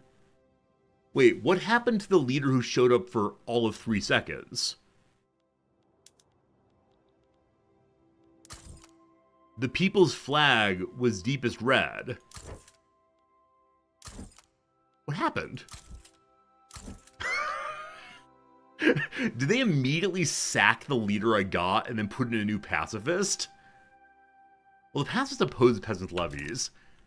Maybe I was mistaken on that. Nonetheless, I enjoyed seeing him quite a bit. It was nice to see. Hopefully more people's flag, etc. Yeah, I guess he stopped being a land reformer and became a pacifist instead. Maybe because war is on right now. The people are saying, oh no, our boys are coming home from sitting in the capital. They're a little fatter than they were before, enjoying the good capital food. I have no idea. No idea what's going on. However, the iron mines keep building, and that's what counts for now. Glad to see that line goes up barely for the GDP. Line goes up barely for standard of living. Line goes up sorta kinda for literacy. And line goes up quite a bit for both loyalists and those opposed to the state. Luckily, we have a local police force rather, who will keep down the radicals, hopefully. And I believe with that, we can have our first institution of policing, yay. Shouldn't go level 3 yet. Each of these does strengthen landowners. We may be staying with landowners for quite a long time, though I do need to get serfdom dealt with at some point soon. Wait, did I see our heir correctly?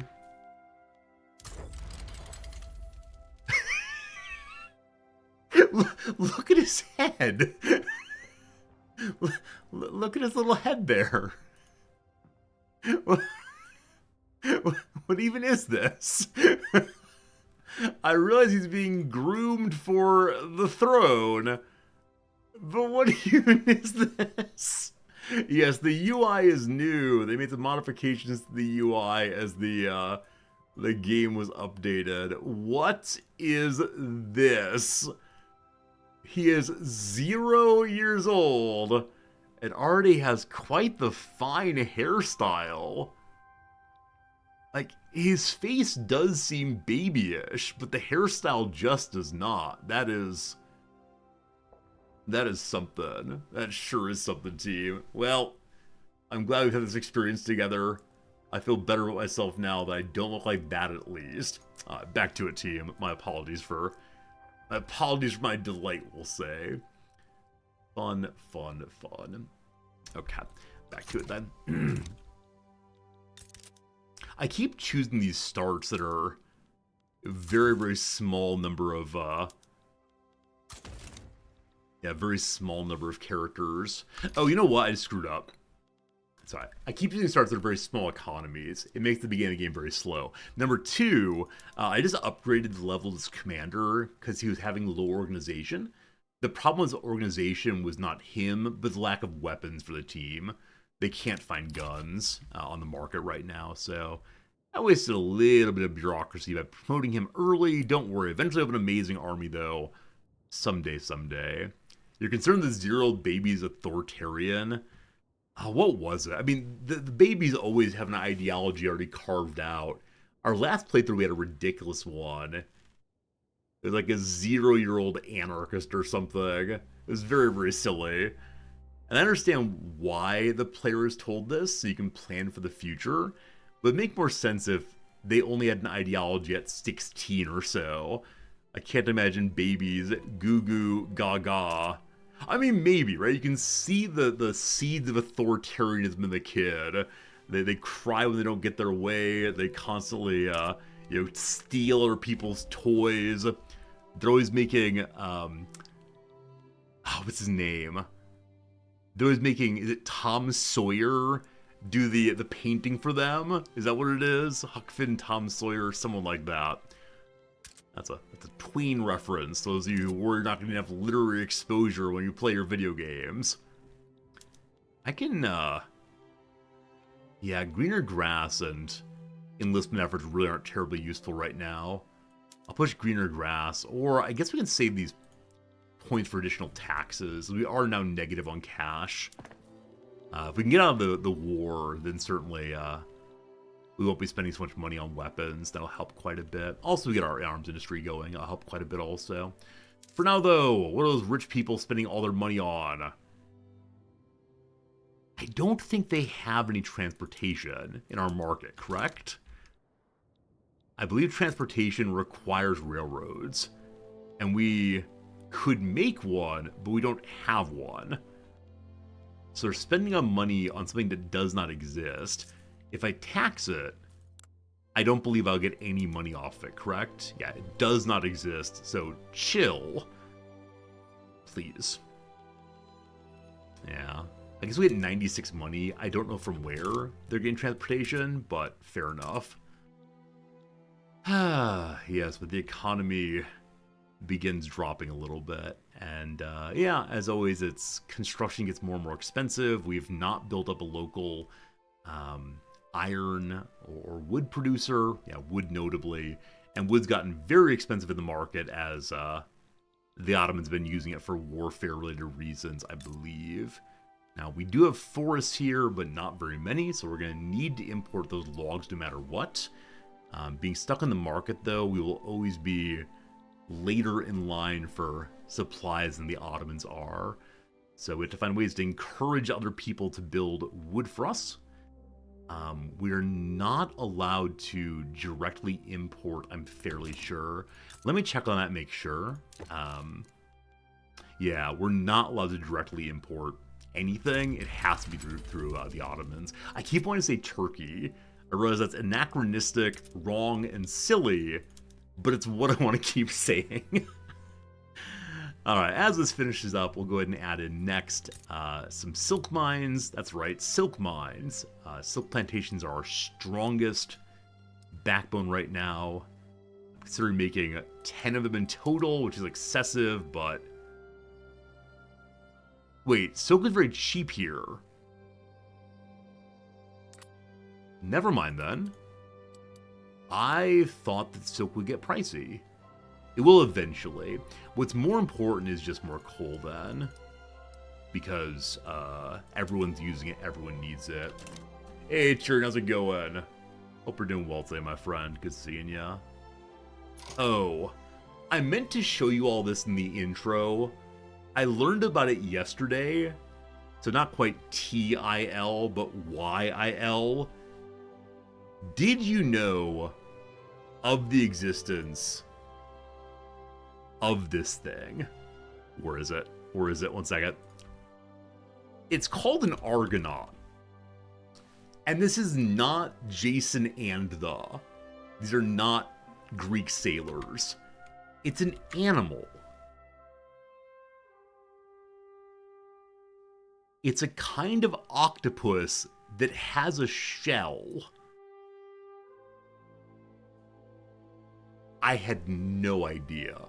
If I had seen a picture of one of these before yesterday, I would have absolutely believed this is some like strange Cthulhu thing. It's a cephalopod. Yeah, exactly. I just never heard of it. It is amazing looking, and I mean, what hath nature wrought as usual? But that's really, really horrifying. Where are these from? I haven't heard of them at all. Tropical and subtropical waters. Species comes from ancient Greece. I mean, it makes sense given the names. Reproduction how? The males mate only once in a short lifetime. That's unfortunate. For fertilization, a modified arm is inserted into the paleo cavity and then becomes detached from the male. I've never heard of that kind of fertilization before. You change an arm and then put it into the female and it comes off. They initially thought it was a worm. That's amazing! Man, the world sure is weird. Alright, we've learned something new today. I now feel better about myself. The Canadian football team named after them, so I'm sure I've seen references to the Argonauts in lots of places, but as always, I assume it's Jason Amba. I assume immediately is, oh cool, a reference to ancient myth. But no, in this case at least, it is something to do with a kind of octopus thing. That's really, really crazy. So if that's new to you, I hope you enjoyed it. Also, it looks like our squad, Tuscany and the boys, successfully repelled the French. So the French will not be moving to North Africa at this point in history, but no doubt they'll try again in the future. What's the relations between France and most everyone else? Yeah, so given that political move, that military move, people are not liking France very much. So hopefully the Austrians get distracted moving westward. Westward ho, as the phrase have it. All right, our first arms industry was not finished. Gotta do that. As of right now, we're not losing that much cash. I'll be interested to see if we find a way to repair that more fully. What's our current taxation law? Also, we have no law under consideration. I should change that. Taxation is land-based taxes. Yep, pretty standard there. Man, it's beloved by the landowners, and that's about that. What do I want to try to change? The military model. Okay, so 42% of the population is strongly opposed to a professionalized military. Those who hate it most are the landowners. It might make sense to try to weaken the landowners in some ways. Moving off of manorialism will do it. Unfortunately, gosh, they hate it. So having a ruler that is of the party I'm trying to weaken is always a fun little game. Yeah, if I throw them out of the government just for LOL funds, the government becomes unacceptable, but it does not become radically problematic. And I'm a bit surprised by that, actually.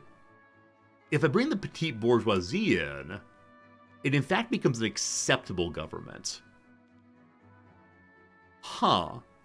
Now, because I'm making the change here, there's going to be a slight radicalization, but most people in our nation just don't care about politics right now. And so, my apologies to the landowners. The boyars still like me quite a bit, possibly because the king is one of theirs. Neat. Throwing out the government is always a wonderful way to get the laws you actually want. So, it's still strongly opposed tenant farmers. We probably have to wait until the boys are weakened somewhat. Are there immediate laws I could change that would weaken them, that they don't care about enough? The National Guard strengthens my worry. No, the National Guard is nothing towards them. It would give us more military, though, so we'll go ahead and do that. to defend those borders. Now, of course, our big economic weak point right now is the military. We can't afford weapons at all, but in a moment here, we'll make some and see how it goes. I hope. I'm hoping that our side ends the war very soon. The French are just about over the war, but yeah, in a few days they should give up, I hope. The Tuscans win. The French spent about double the amount of money that our side did, and they have a fair number more killed. This is not a giant world war, it's a small one, but it is nonetheless a war that our side won, and thank goodness for that. Oh, they might make one more big invasion. From Corsica, they might send in one more army to Tunis. As of right now, the main stack of us and everyone else is hanging out in... Where are you? Tuscany itself. Oh, are they attacking Tuscany, not Tunis? One of us forgets how words work. I'm sorry, they're trying to attack a bit of Italy. And our capital. Interesting. Currently, we have a flood happening in part of the Turkish territory that's not ours, so the flood will not affect us at all. Good. Let's see if the arms factory gets itself functioning, or if I need to help with that. Yeah, it's immediately, pumping out weapons as fast as it can, and every single one of them we buy, and so we are, building arms like gangbusters. For right now, we're the best arm industry in the entire world. Because I'm guessing that everyone needs guns, and gosh, we have them. And that makes me want to make more guns for right now. Now, frankly, it's because the war is on. And, yeah, that's going to be probably one worth making pretty soon. I should wait until after we have another iron mine functioning. Let's actually check that. What's the price of iron? I mean, in the whole world, it's not great. Locally, though, what's it look like? Local prices. Show me iron. Okay, so we are consuming very little of the iron we're making locally. That's good to know. So a second arms factory might make a ton of sense until someone else gets other weapons up and going. Our prestige is still 12. We're an insignificant power. I expect other people are making a ton more weapons than I am. Like, certainly Prussia has a giant weapons industry. But within our local territory, we're helping keep the price of guns down. And gosh, that's all you really can do. There you go. No longer a shortage, only a expensive cost there. Cool. Much better, much better. Price of coal, I'm guessing, is still fairly high also. How can I meet the market demand? Very expensive cannon. So build an artillery factory could do it also. Tools are always pricey. Yeah, everything's really pricey right now. And so at some point people want lots of silk. When that happens, we should go heavy in on silk. But for the moment, we should just be meeting basic resources, I believe. And so we'll head into our buildings again. And coal and iron, wood occasionally, and coal and iron will all be good. So let's see. Our arms factory coming. Some wood going also. Fantastic. Messages at home. Number 1, the Wallachian Russian Society wants to have foreign investment rights with Russia. So do we want to have more of a relationship with Russia than with our local nation, with our local master, the Turks? The answer to that is yes, but not so much that the Russians completely dominate us. Russia has a ton of possible buildings to make inside its own nation, and so it won't be able to devote so much money to building up our nation. And so they won't be controlling our economy directly, I think.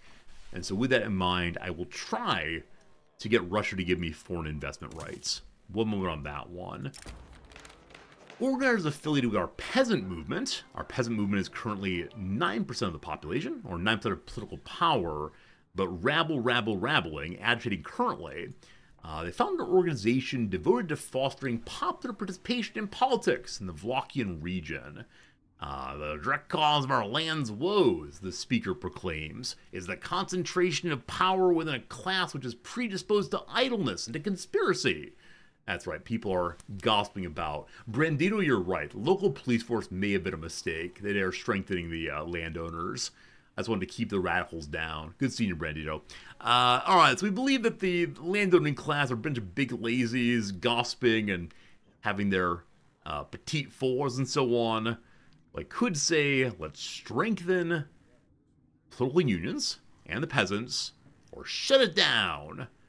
They can go ahead and keep rabbling for right now. The landowners are still very, very strong indeed.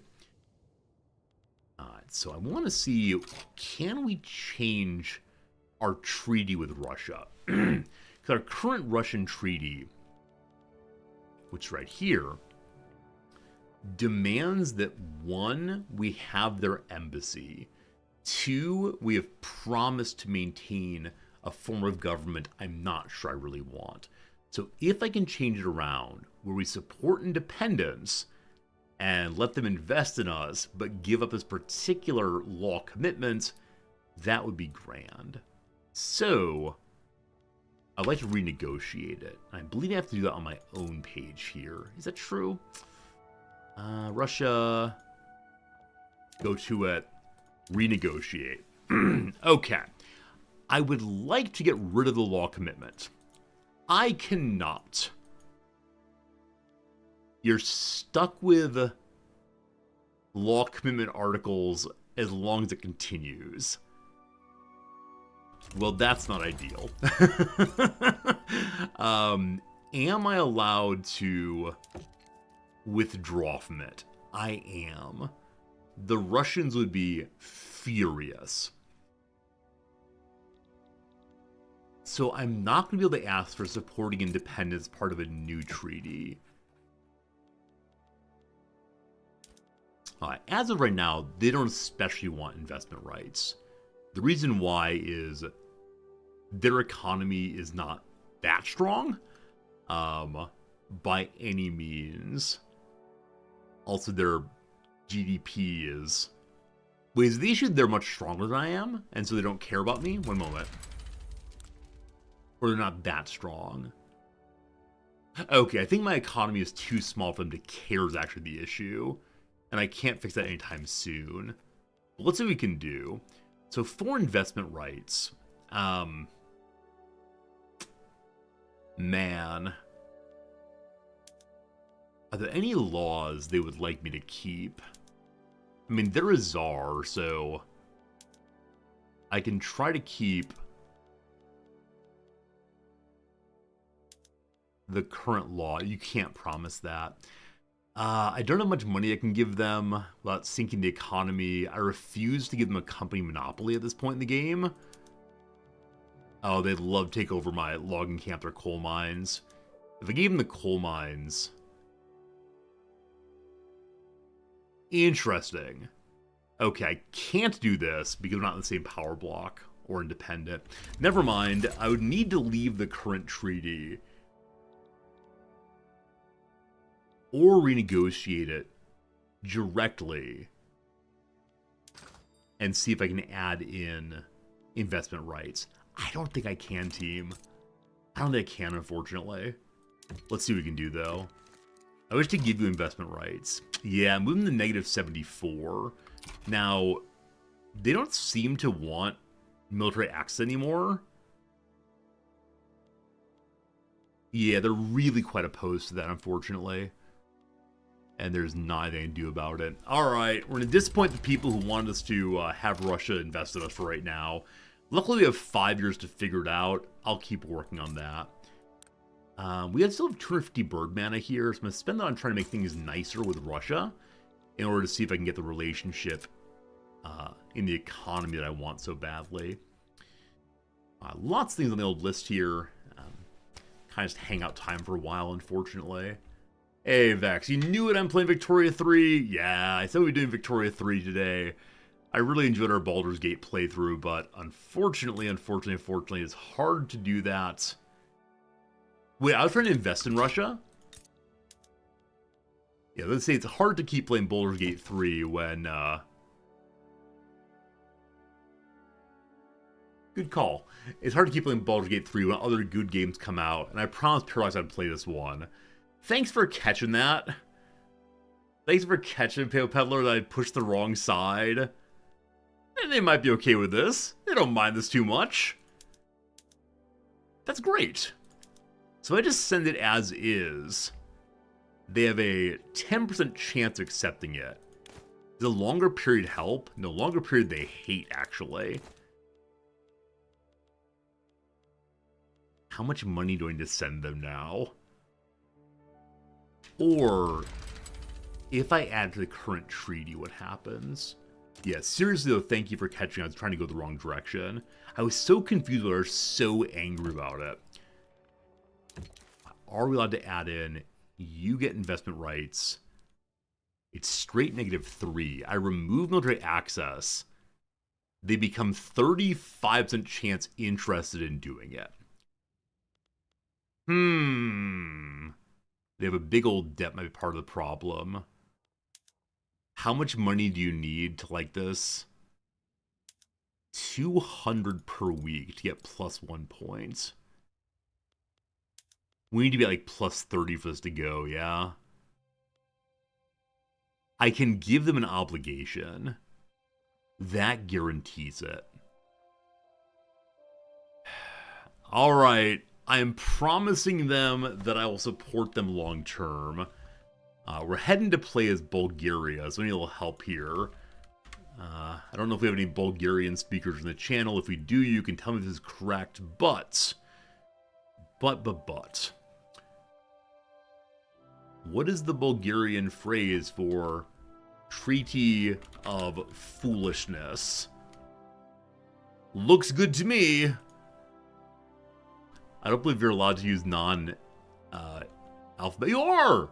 Alright, friends, I give you the Treaty of Foolishness. I don't know how to say that.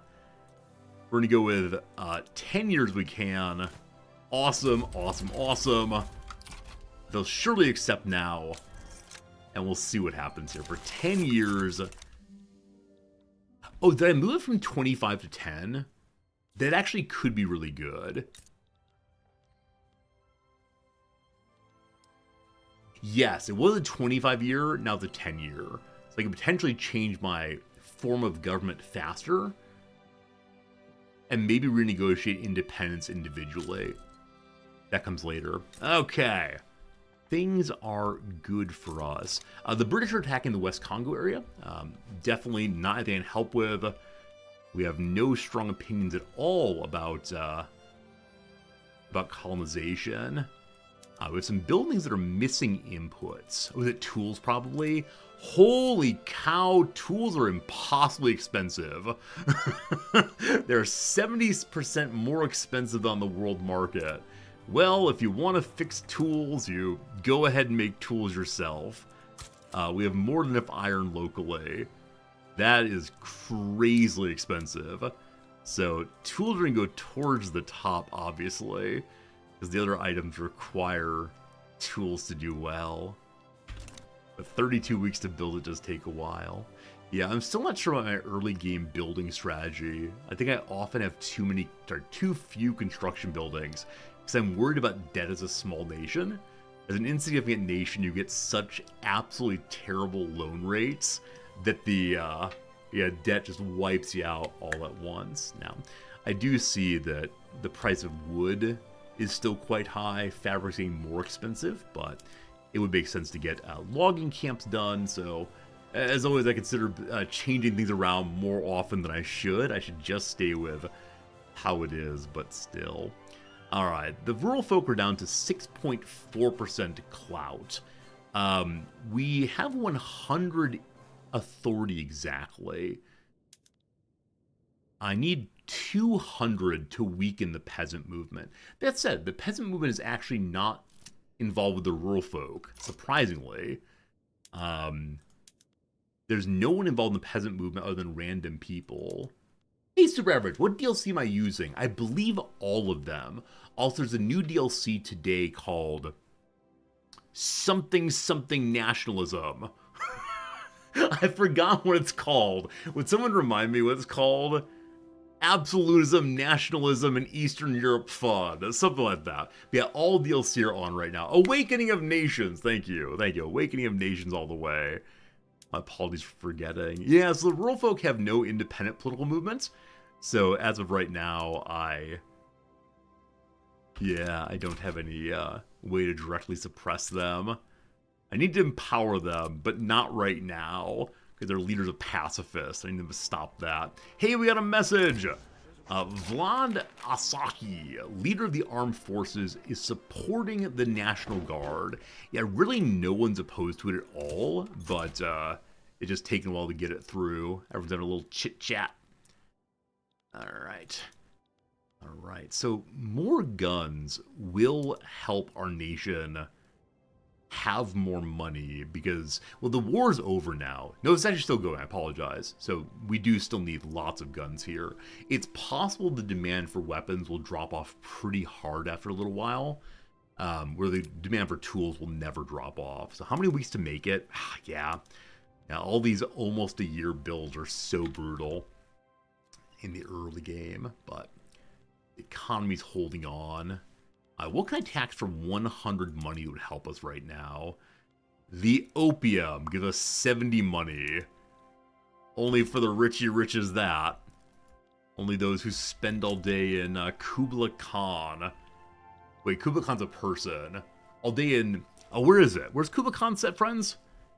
In blank... Yeah, the second word of Kublai Khan is where it is, isn't it?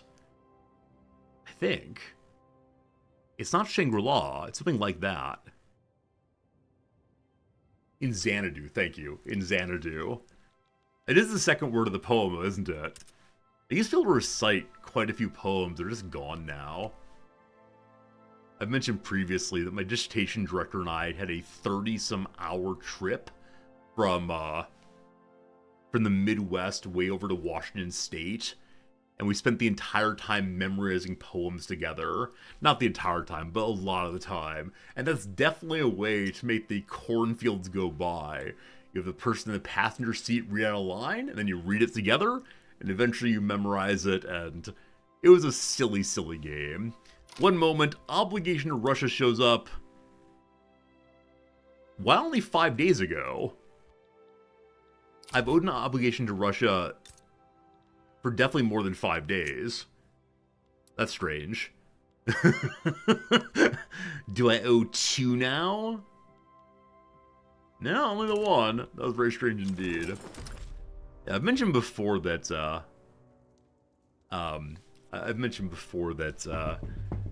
Dick Rorty, the guy after whom the channel's named, has a really nice article published posthumously in Poetry Magazine, in which he says that he wished he knew more poems because having a poem in mind is like having an old friend to think with. I think it's absolutely lovely.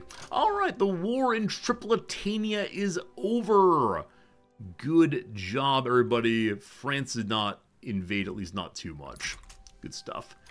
Devout scandal. Henrik Mann of the Orthodox Church been having a secret affair with a member of the clergy. No, you're confused. When it said that man is sleeping with, it meant that his name is... Okay. His resignation is demanded. So he's an Orthodox traditionalist. I mean, traditionalism is not the worst thing right now for us. But let's see who we get next.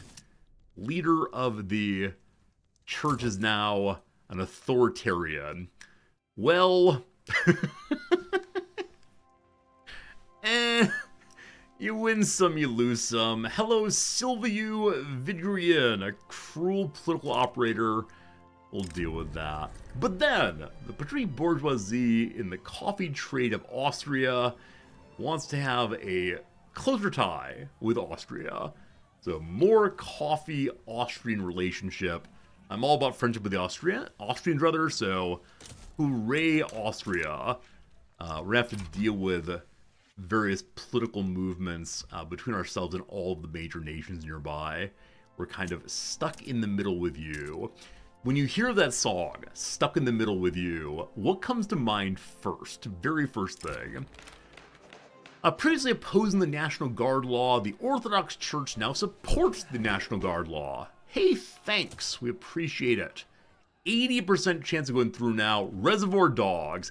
I hate that's the case. For me also, that song is about I mean, it's not about anything in particular here, but it's used in a scene of Quentin Tarantino's movie as the background of a scene of tremendous,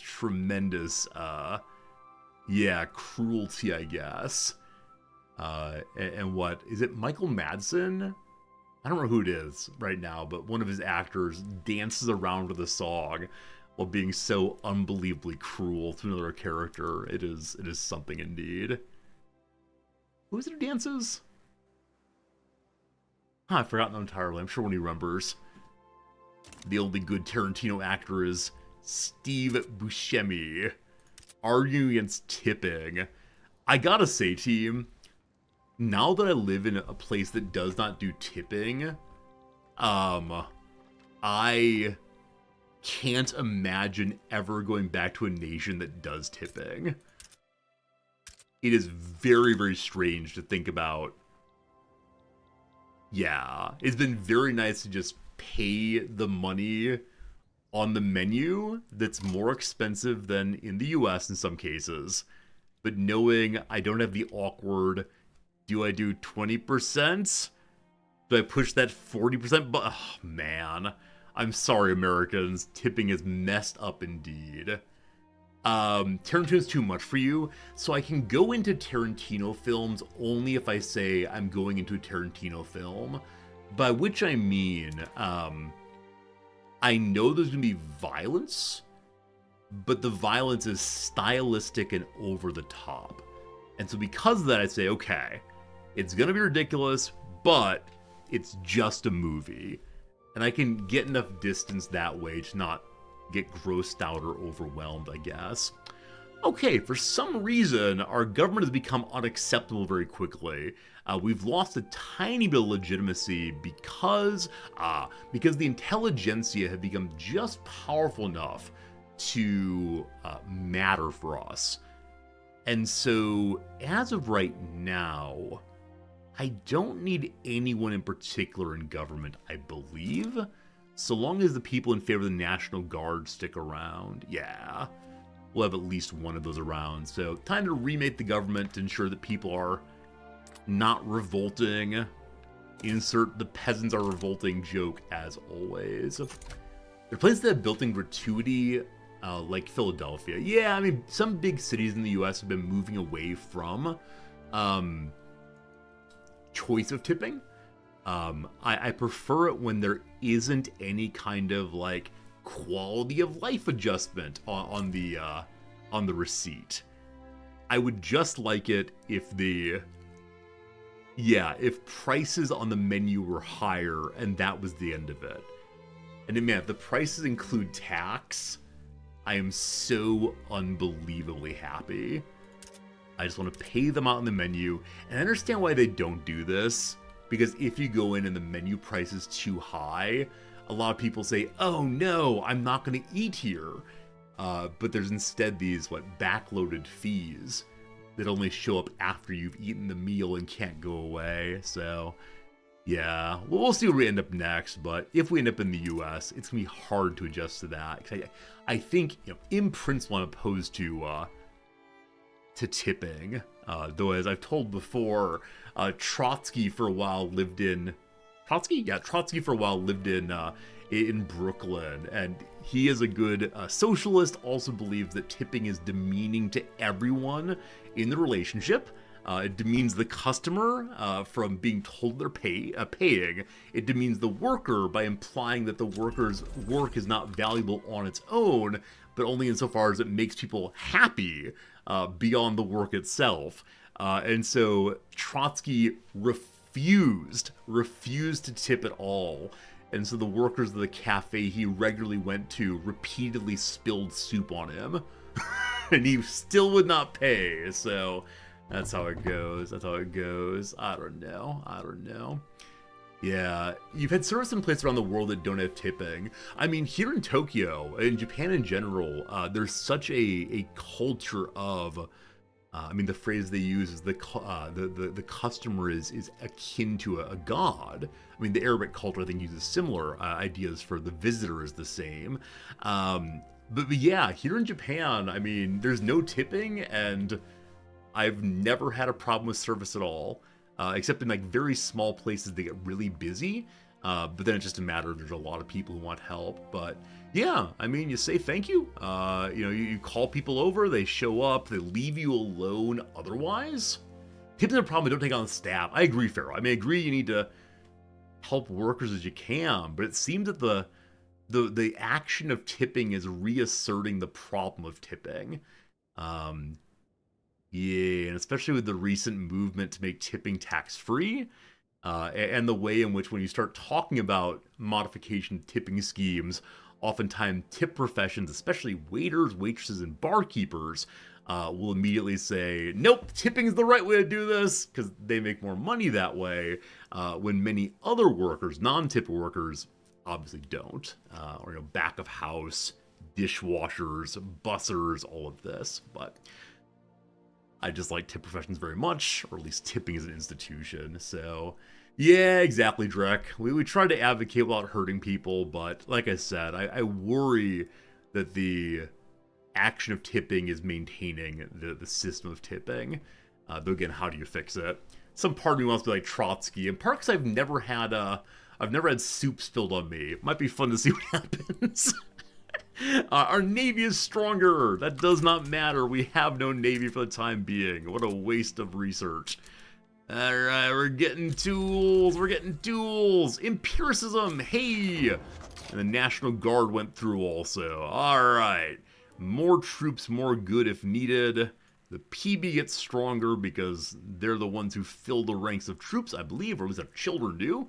Also, we know about empiricism, so better education. And how do we solve problems? We don't look inside of ourselves, we look outside instead. And trust our senses, which leads to the problem of intuition and the problem of induction through and through. And then boom goes the dynamite. We immediately unlock the lathe and the atmospheric engine. A month of profound and huge progress in our nation. Can I make good on all these things? I'm not sure. I'm not sure. Also, people are using oil already. It is 1840 and they're getting the oil going. That's a little bit silly. A little bit silly indeed. What was I looking for? Right. So ideally, I want to get the atmospheric engine into the mines. Because the more coal, etc. we put out, the more we can export of it. To use those, though, requires tools. And so the question is how long till our first tooling? 18 weeks. Our economy might be a little bit goofy for a bit. We'll see. I mean, our economy's always goofy. We'll see how much goofier it gets. Over we go to the society page. Stock exchange is 35 months. As always, at this point, I start thinking, man, I sure would like to have a railroad. That's not true. A university, rather. That could be a lovely, lovely thing. But we'll see. We'll see. We'll see. Also, I think there's an argument for restaurant tipping both benefiting and hurting the working class. It raises the expectation on other workers to spend more of their money instead of fixing the systemic problem. So one set of workers is harmed by the benefit of another set of workers in a fundamentally unjust situation. Nonetheless, I hate tipping. I apologize. But if I go back, I'll tip. I just hope people aren't smarmy about it. I just like it when there's smarm around tipping, as if it's merely an expected thing. Because if it's merely expected, then just put it in the price, gosh darn it. That's all I want to see. All I want to see, team. Alright, enough ranting about that. We have a pause time. We have an ad break. A CTS is a late game lag in Victoria 3. Not as bad as in some of the other games. But yeah, I mean, if you go late enough into the game and your computer is even pretty good, there will be some lag. But again, not as bad as in some other games that Paradox has. Anyway, ad break. 3 minutes. Gonna go AFK. Gonna get myself a drink. Going to, stretch my legs and so on. So thanks for being here. I appreciate it. We'll be playing this game for at least the next few days. If you enjoy what you're seeing, we're here 6 days a week. You might consider throwing a follow here if you want to get a notification of when Little Old Resorty is here for you. See you in a bit.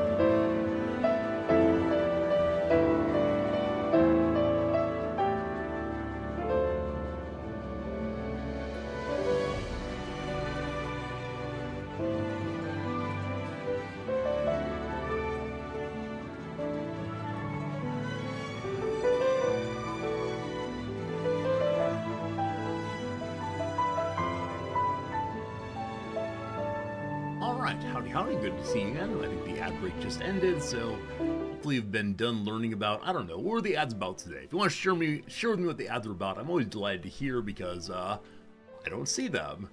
And in fact, I see very few ads these days. I don't watch any television programs anymore. You get a lot of ads there, I suppose, and I don't know. I might use ad blockers, possibly. I shouldn't admit to that while saying thank you for watching some ads, but, you know, that's how it goes. That's how it goes. Alright, we're continuing along nicely. As I mentioned, it'd be good to have a university. How long would it take to build a university?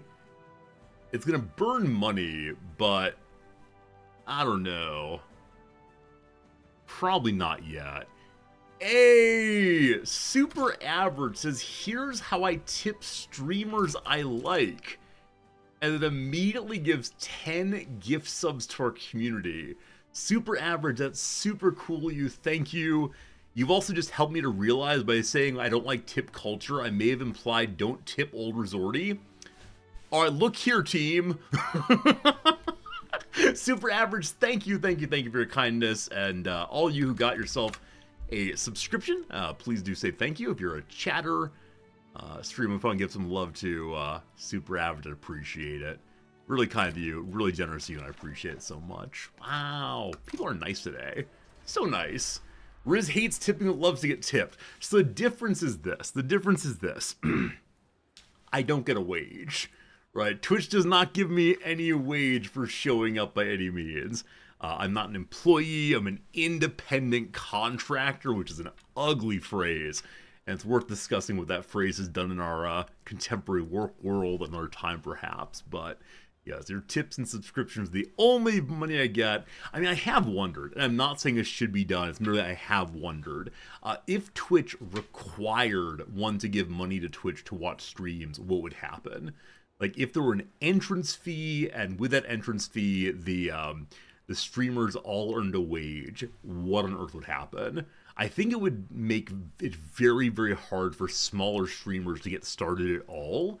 And I think a lot of viewers would be hugely turned off. But if you had to pay, I don't know, $5 a month or $10 a month to watch Twitch even a little bit, how would it go? I know that, Kick, the other streaming platform, has started doing wages for streamers. You know, if you stream X number of hours a week, we'll pay you, I don't know how many dollars an hour, but above minimum wage US. I think it's really, really interesting. Really, really interesting. Yeah, Drek, I think I might be right. Let me talk to you more about that over on the Discord. Appreciate you, though. Good to be a pirate, yar!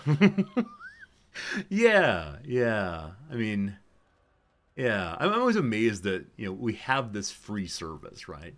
You and I and everyone get to spend time together by paying for our internet bill. And so I want to say, like, okay, Twitch and Amazon support that, blah, blah, blah, but here I am anyway. Regardless, Super Average, thanks for the kindness, my friend, and hopefully you continue enjoying the games. Alright, production's at an all-time high, because we have the atmospheric engine operating now. Should we make them operate even harder immediately, or instead learn about the water tube boiler? And try to make good decisions for the future. So water tube boiler, let's go. Let's go. Alright, so the price of iron has gone down. I'm a very, very small portion of that. Speaking of being a small portion, what's our current attitude towards our overlord? Hey, more Liberty Desire coming. Very, very good. Might make sense to begin engaging with Austria-Hungary and see if they'd support my independence also. Or there's separate Austria and Hungary. They'll probably unite one of these days. I'm calling them their future name, I suppose. More coal. Hey, it's a message! The Bucharest Protocol. So, it is the case that until this moment, I have never had a non-player nation offer me a treaty. Have any of you? I think this is one of the aims of the update, was to make treaties come in instead of just going out.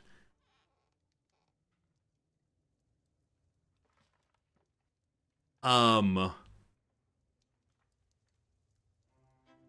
I paying them 1,000 money a week in order to support their independence?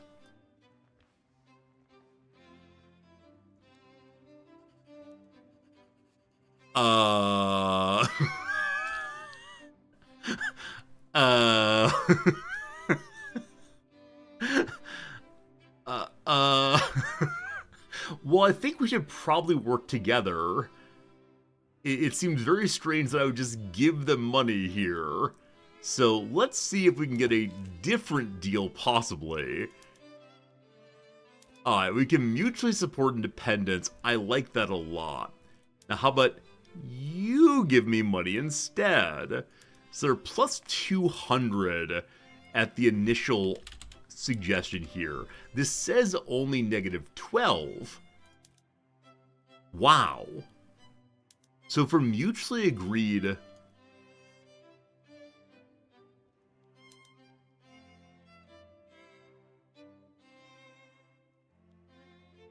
For mutually agreed support, they'll give me 1.5 thousand a week.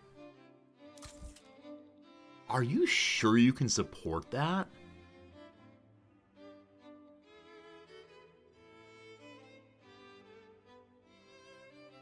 I don't want to crash their economy. I think they're prioritizing independence above all else. Are you currently in a war? Is that the case? No. Yeah, that would aptly destroy their economy. And I don't want that. So I understand why they want money from me. But, yeah, they came to me hat in hand. I think I said no accidentally. Okay, can I find them again? Where is it? Where are you? There you are. Okay, let's start fresh.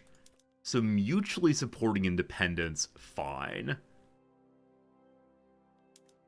They would in fact accept a treaty where just they support my independence.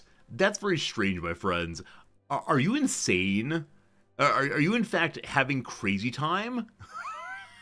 Very confused. Alright, so both directions, and I think I'll just leave it at that. I do kind of want to send them money, which I realize is not a great way of going, because our economy is only so-so right now. I need every dollar we do, but... May I send you 50 a week? Or 100 as low as you can go? Yeah, 100 loads you can go. Alright, brother. For the next 10 years, let's work for our independence. So we're both developing additional... Why would they crash their economy? I'm still really stuck on that part. Let's see if we can both get some independence, though, and... Man, what a world, what a world. Wait. A silk farm was showing it's 2 weeks away from completion. Oh, the private sector's building things. Is that true? Or the Russians building it?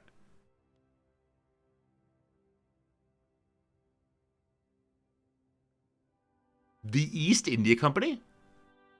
Wait.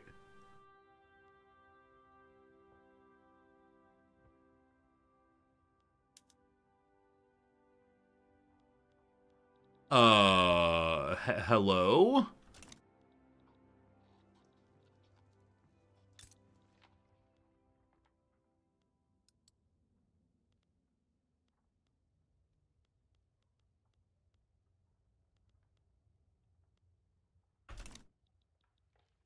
What?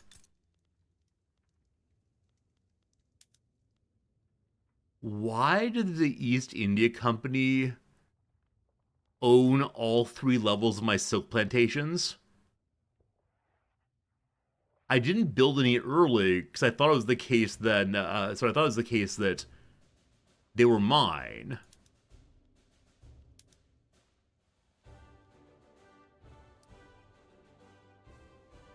I don't have any explicit relationships. Does Britain have investment rights in Russia? Oh, are these, trying to remember which rule it is. Commutative property?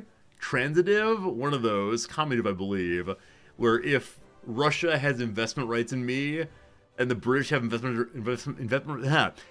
rights in Russia, then Britain has them in me also. QED, modus ponens, and so on.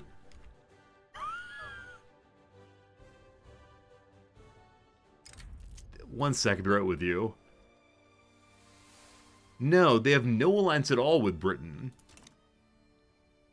Maybe it's just the beginning of the game state that I didn't realize. Because usually if people are to build where you are, you have to have a treaty for it. Huh. That's a thing. I don't know what to say right now. Fascinating, though. Anyway, an outbreak of crop disease in Ostgalizien has begun to spread across much of the European continent, so east something. With a failed harvest looming, fears of famine began to circle. The doctor prodded the potato with his instrument and leaned aside so his colleague could see. The tool's blunt tip had sunk a centimeter into a discolored patch on its flesh. It's the blight, I'm afraid. Were I to inspect any other tuber from the field, the result would be exactly the same. As it stands, I'd recommend extraordinary measures. So we say calamity! And the European potato famine begins. Or buy foreign grain instead. So where is this place? It's part of Austria. It's right here. So is the worry that it's going to end up with us? The Hungry 40s gain the potato famine. So we're in the Hungry 40s now. A wave of crop blights has struck Europe, spurring poor harvests and food shortages.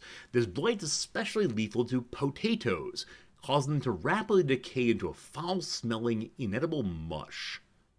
The rate at which disease outbreak harvests will be elevated.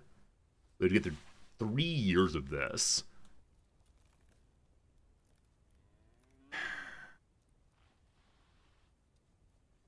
I don't know if this affects us immediately, or only the places that get the potato famine. Well, I spent 300 money to try to buy more food. Now let's determine, is it affecting us, even though the disease started in the north there? Is it affecting? It's not affecting us, I'm fairly sure. Do we have reduced throughput on these? I don't think it's affecting us yet. How's that work, though? So can we see it in Ostergardisen? Yeah, so I don't know how this thing spreads. But it's not here yet, at least. The Council of Nations has been formed by the USA. We haven't checked on the US yet. How you doing? Hey! For the second playthrough in a row, Mexico has won the Texas War. That's a little unusual. I wonder if Mexico's gotten stronger in the past little bit. Also, we had to fix our authority problems. The USA is currently being run by Daniel Webster. Busy not writing any dictionaries. Busy writing executive orders instead. Executive orders didn't exist then, of course. Okay, so the peasant movement would like us to allow them to have a debate so we're able to move more fully into the political center. They want land reform in a big way. Man, I do also, so we'll see. Permit debate on whatever they want. For the next 2 years, things go through faster. We're actually not trying to pass the law right now. I got distracted as usual. Laws fall into the background as always. And so and so and so. We move off of peasant levies. This weakens the landlord a little bit. They're still really opposed to it. We have a bonus to it passing because the peasants are debating things in their little societies. Can't move off of traditionalism. Can try to move off of manneralism. The boyars hate it. The peasant movement prefers manneralism to tenant farmers. That surprises me. It surprised me they want to be serfs instead of tenant farmers. Huh. At least as serfs we have someone who cares about us. I actually do not understand that at all, but whatever the video game says. So we won't be doing that right now, of course. Colonial affairs, who cares? Schooling, always good. We like schooling. Can't stop slavery yet. So in order to weaken the landowners, go to the professional army first. They hate it, but we'll make it go, no doubt. They hate it, but they don't hate it enough to argue against it in public. That's a great, great thing. They dislike it enough to lower contribution to the investment pool, but that's not our issue right now. We're going to move up one silk plantation. If the East India Company somehow builds all of my silk, we got big problems. Would anyone mind looking into, does the East India Company have a special relationship with the Ottomans? Is that it? Is that how this worked? One second. Okay, let's see.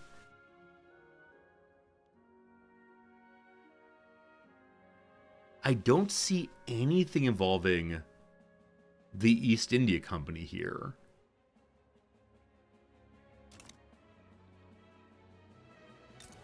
Is the East India Company allowed to build silk farms anywhere they want to? That's weird. That's weird. I've never seen that before, but that's okay. The Americans and the Russians have begun rivaling.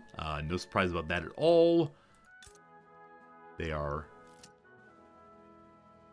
The Ottoman Empire's attacked Egypt. Wait, really? Why? This is all about?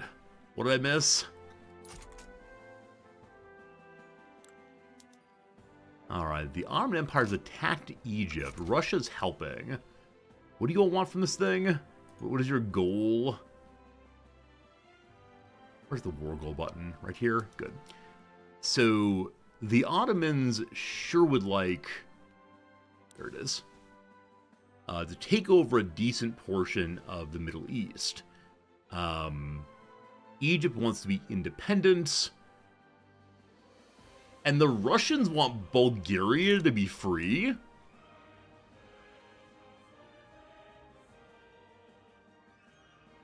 I don't know what Bulgaria is exactly. But I'm trying to become Bulgaria. Is Daddy Russia going to give me Bulgaria? I will go over the border immediately. Absolutely. Incidentally, the professional army has made a play about how great it is to have an army. I don't know, there's a lot of boot stomping back and forth. Eventually, the marching men begin to march in rhythms that are like the critically acclaimed show Stomp. We call it Stomp Out the Peasants. So we can get 10% more chance of succeeding. We can make the armed forces more popular. They're fine. Or have a wider international audience. I don't need huge prestige right now, so I'll go ahead and say, let's just get this law passed so I can get more troops going pretty soon. I remember seeing Stomp as a youngster and really enjoying it quite a bit, actually. Do I have greener grass on here? I do not. I do not. I'm changing off of the agricultural industry. I want to move over to resources instead, because now I know agriculture is primarily owned by the East India Company somehow. So I'm going to go ahead and stop the taxes on opium, as we were getting very little opium here, and then move that additional power into, once again, promoting our resources. Good. The rural folk are opposed to passing a professional army, but they'll make concessions if the armed forces will change their view as well. So 10% more, armed forces -3. They already love us though, so we'll make a little change there. Compromise, a wonderful tool for our people. We're about through the first year of the Hungry 40s. So far, buying grain from elsewhere has kept us nice and safe here. Curious if the plague is moving our direction. It's moved 1 state south, 2 states souths, but there's still a wide line between them and us. How do I set up biosecurity? I occasionally watch these YouTube videos for the Australian Border Police at airports, and the way in which they like go through packages looking for drugs. And my least favorite / most interesting part of the show is they do the biosecurity desk, and it's always these very like gruff women who are having to argue with East Asian and Southeast Asian people about how their herbal medicines, while very important to their cultures, are not allowed to be brought into Australia for fear of, funguses and disease and the destruction of the the Australian environment. And the conversation is just the same thing every time. No, I bought these traditional herbal medicines. I need them. No, you'll ruin the environment. And ultimately, the people who try to bring them in are given a fine to stop it. But the fine's always like, I now offer the harshest possible fine for your violation of biosecurity. 50 Australian dollars. Yeah. Alright, we got some war profiteering going on. The leader of the peasants is unhappy that we're making weapons here. Some may tell you that Wallachia is at peace. Then he gestured towards the workshop with genuine anger, says, I tell you, as long as these rifles are fired in any country in the world, we're not at peace. The blood of these wars is on our hands and will not be washed clean before we cease to make these instruments of death. Alright, as of right now, a decent portion of our growing economy is from selling weapons. However, we're not in a war right now, so it might be sensible to chill a little bit.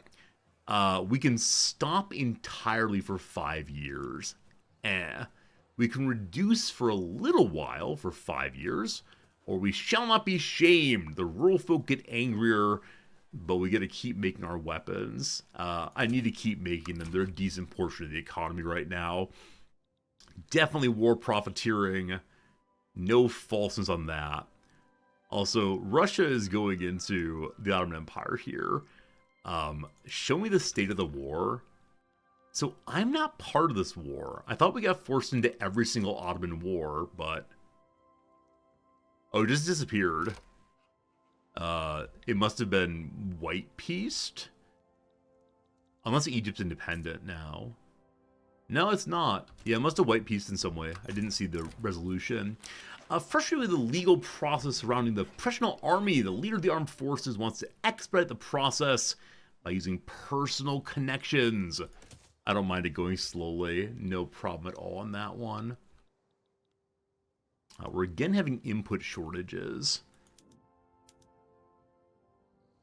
On what? What's it going to be? So the wheat farms are fine.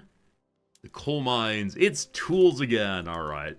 We expanded enough that we are not making sufficient tools. No problem on that. We'll go ahead and just add additional tool mines. They are good and profitable. Though wood's gotten very expensive. And here's going to be a problem in our production line. We only have so much wood. At a point, we'll need to find a way to import wood, but it's really expensive right now compared to the world market. And truthfully, I don't know who in the Ottoman Empire has access to much wood. And this means just like, sincerely, I do not know. So it looks like a small amount in the border states here. Yeah, in each case, 10, 14 or so. But definitely nothing huge. How do I encourage the other states to make more wood? I think one of these hurry up and wait situations, unfortunately, until we can go independent of the market. Speaking of which, how are we doing on that? How are we doing on our demand for independency? It's going negative 0.16. Going for additional support and independence from major powers is probably the best way to get this done. So let me go and check in on Austria and Hungary. And actually, who feels what about the Ottomans? Yeah, they're really hated. They're really hated. So we can maybe get the French and the Austrians to help us. Let's find out. Hello, Austrians. I'd like to be independent. What do you think? What do you think? Negative 20. It's not too bad. A little sickly. Ferdinand von Habsburg Lothringen is not doing well. I thought he looked sickly, and indeed he does.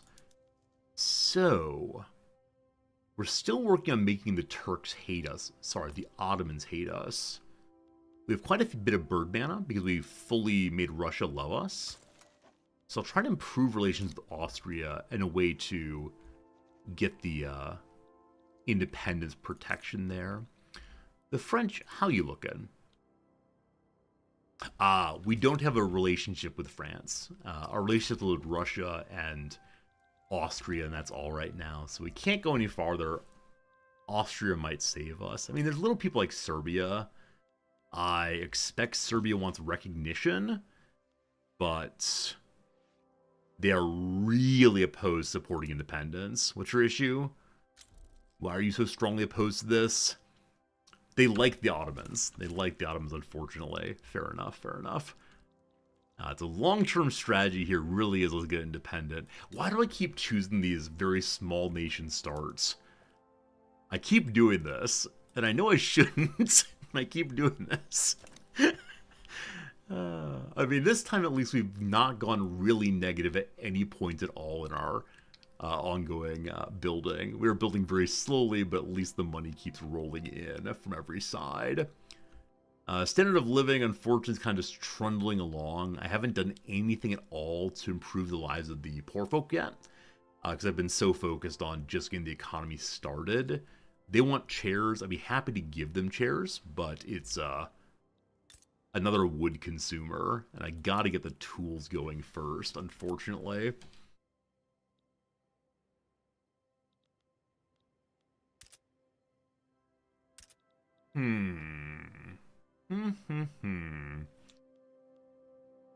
So the sulfur mines, sulfur is not being used at all for right now.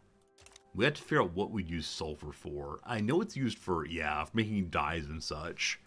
Paper. We don't need paper yet, but we might fairly soon. Or we can build a new administration building. The professional army has gotten to the ascent phase. Waiting for the ascent of, I don't know, the ruler, the international community, someone is considering ascenting. Vlad Dragos, the leader of the landowners, has grown discontent with the government's institutions. A conspiracy is forming among the landowners to launch a coup and establish an autocracy.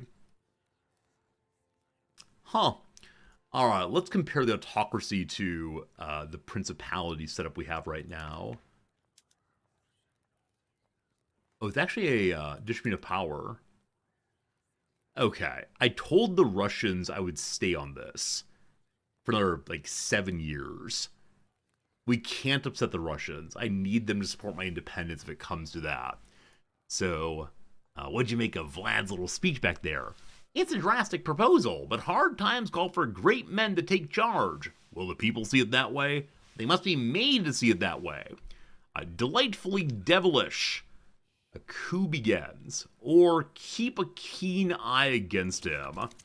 So the spirit of the nation is currently against their coup. But yeah, the boyars are displeased that we're weakening them bit by bit by bit. And yeah, we'll see how this goes. I've actually never had a successful coup against us. Can you encourage a coup attempt to see a faction fall? Yeah, absolutely. You can encourage a coup to take down your current government. They're currently not in the government. Is this true? Or they are part of the government? If I throw them out of the government, they can't coup, it seems. Is there a way I can structure a functional government with no boyars? Yeah, that would do it. That would do it. I don't need them for the professional army. Intelligentsia are not beloved at all. Fine. No coup for you. In one swell foop, Vlad Dragos has been decisively removed from power before he could execute his coup and institute the autocracy. Though democracy lives on for now... What? What?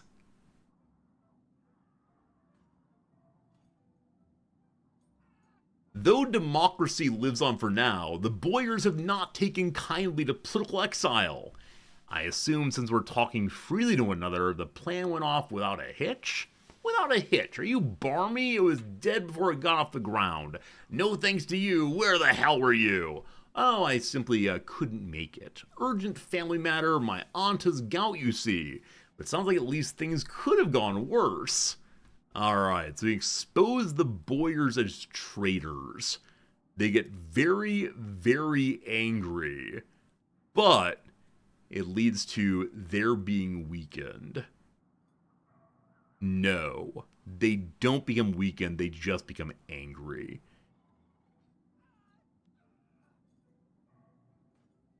I'm going all in on it. We make everyone else happier. The Boyars are furious. We gotta find ways to weaken them more. We threw out of government. That will definitely help.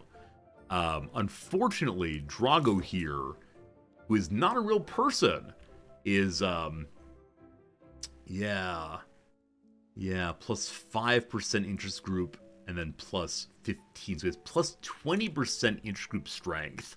Comes just off of him. We don't like that at all. We need to weaken them.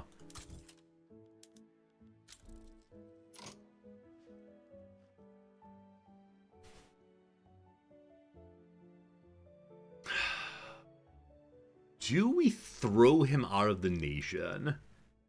It'll make the Boyars even angrier.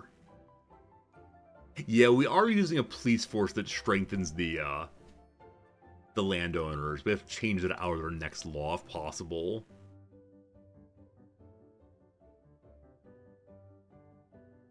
Yeah, I need a better leader.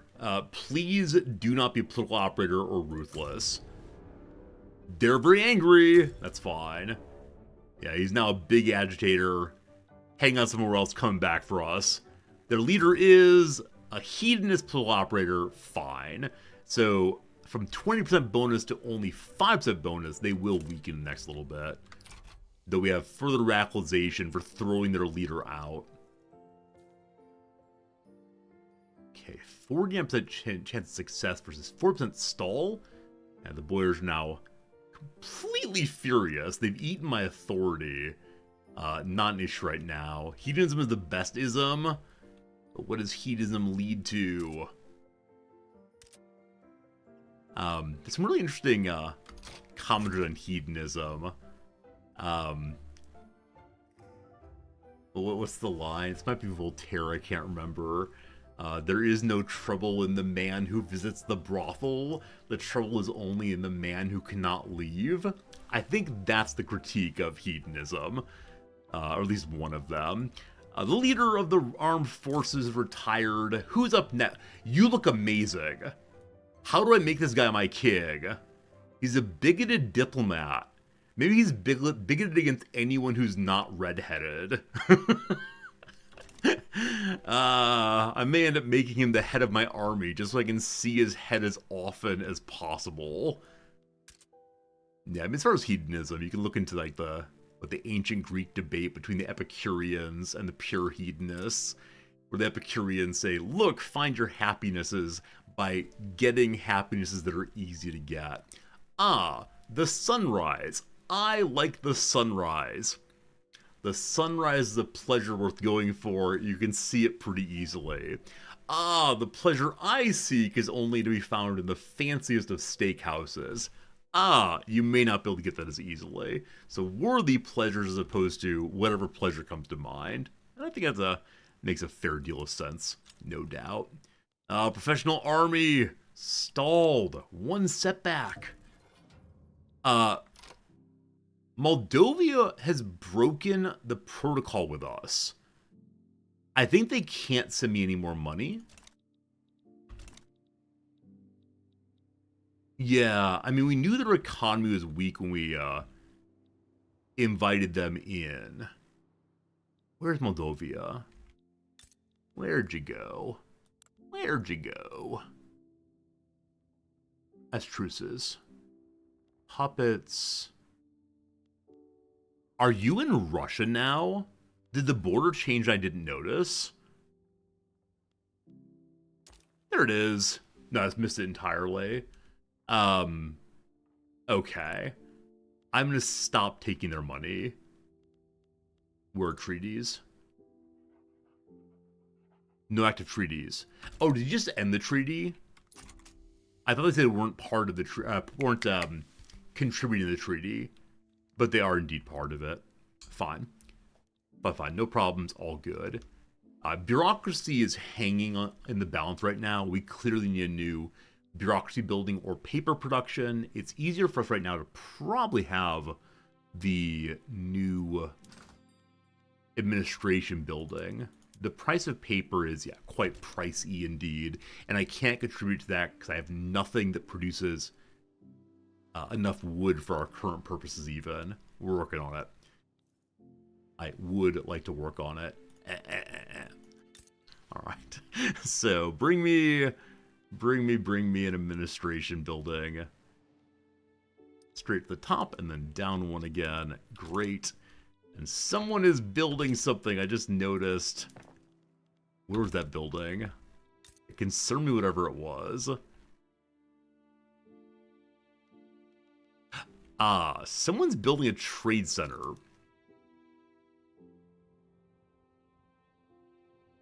Why didn't we build a trade center?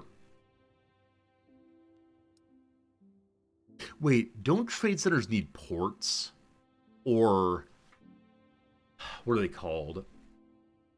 The little boats. What are the little boats are called? The convoys, I guess. But we don't have any water, so we have no ports. So I don't know how convoys are going to work in this thing. Moldova's actually above me? Oh, okay, okay. That's Moldavia. I've been saying it wrong, but thank you. Wait, why are you independent? Oh, I thought they were over here.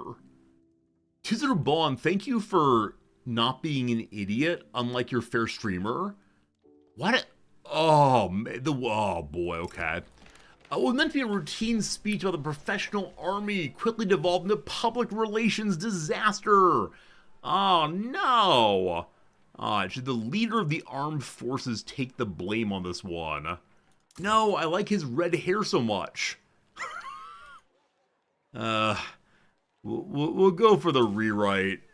2 strikes there. At least I got my looks, thank you. My boyish good looks are on display once more. I'm trying to go to the barber at least once a month now. Back when he was back in the US, I went to the barber like once every other week or so. But yeah, we don't yet have a journal to merge these two. I believe it's to unite the principalities. I have to know nationalism first for that one, but I think that is the goal. I thought Romania was down this way, but becoming Romania is the true goal. Either way, I far prefer what I look like when I have my my hair under control. When it gets too bushy, I feel like a hippie of some sort. It's so strange. I mean, it's just like a standard social trend kind of question, but have any of you lived in cultures or families that were strongly opposed to long hair on men? My father's mother was strongly opposed to long hair on men, and so required him and his brothers to always have crew cuts. And so my father moved out. He immediately had that strong reaction of, I'm growing my hair long now and you can't stop me. And so I think because I grew up in a family that was much more accepting, my father had like ridiculously long rock and roll hair for a while. I was never attracted to having hair like that myself. But I'm always interested in the way in which young people react against the strict demands of their parents. I think a version of this in the college experience in the U.S. is, the family that does not allow any alcohol consumption. Often when students come to college, then they're not just tempted to try it, but to go completely overboard. Where cultures that have more of a drinking culture between, families, I think what Germany is very young age of drinking, as long as your family's along with it. There's less German binge drinking in college then. It's, again, interesting how social reactionism happens, but there you go. Get a hippie haircut? Probably, or get a haircut hippie. That's right. I should tell my father that. My father's hair is much shorter now. I sometimes wonder, does he want to go long again? But like me, he is somewhat bald. It doesn't look quite as good. I don't know. Most men in your family on both sides go bald. You keep your hair short. Makes sense indeed. Makes sense indeed. I don't know. I think it's one of these decisions, and obviously, if one has long hair, there's certain things that can be difficult. Working around very heavy machinery, not great. But I don't know. I don't have too much time for the strong gender norms that say if you have long hair, you're less of a man, or short hair on a woman, or I just don't care. Don't care. What I do care about is we have more military power. Team, that's great. That's great. Also, with the Boyars out of governmental control, I think it's time to change the police force. Dedicated police force will give us people who are not controlled by local landowners. Now, unfortunately, we do still have slavery, and many of you know that policing in the U.S. was the outgrowth of slave catchers and so. Though the first police force was in London, and they were started by Robert Peel, which is why London police were called Bobbies. Robert Peel, Bobby Peel, the Bobby. There you go. Maybe you didn't know that. Now you do. And that kind of professionalized policing, came to the U.S. eventually, but for a long time it was, more landowner mercenary kind of behavior. It's a complicated topic. Coercive force by the state's always an interesting topic for me, but it's one that does not go terribly well on Twitch because, it's hard to say things in a safe way sometimes, or a way that is well condensed and well expressed. So Liberty Desires happening on both of us. Is anyone else supporting Moldova's desire for liberty, or is it just me? No, they left it, didn't they? Why did you leave the treaty? They really don't want support independence anymore. What changed? They don't care about the Ottomans anymore. Their attitudes become aloof instead of desiring independence. Huh. Why? What changed that you would suddenly be okay with being ruled by the Ottomans? I don't know. That's something. Law number 2 went through very, very quickly. A good roll for us. Hope that continues. Make them like me more. Yeah, Moldavia can make like me more. I mean, we're already in really good shape. I do have enough bird mana to say hello to them. I suppose we can do that. No, whereas as positive we can be right now. Start supporting separatism. Help them to, what separatism do? Okay, separatism is against our unification of the two nations. Improve relations with the Ottomans? No, I'm intentionally making the Ottomans hate me so that I gain liberty desire against them. They've treated us unwell, and so we need independency as soon as possible. Please protect me, Daddy Russia. Hey, the Poles uprisen.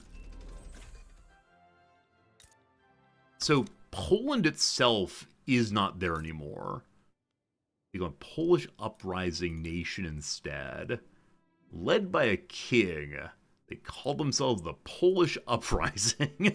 And they're currently fighting against Poland. Wait.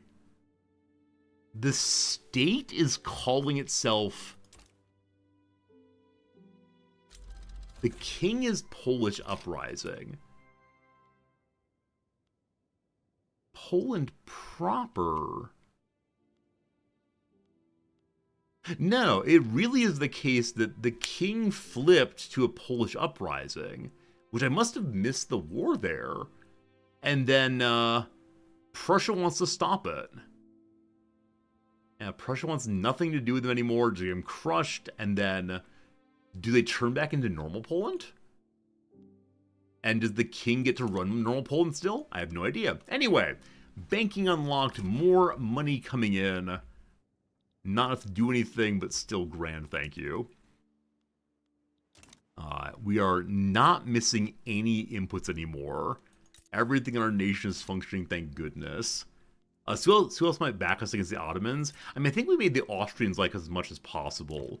We wanted to see if they would help us have independency, but yeah, they're negative 25 right now.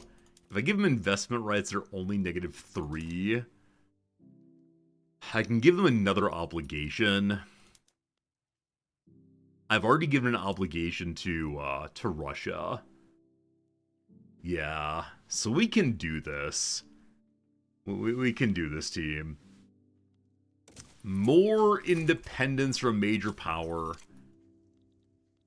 And now the great hope is that Austria and Russia both won't take me because they have to fight each other to do so.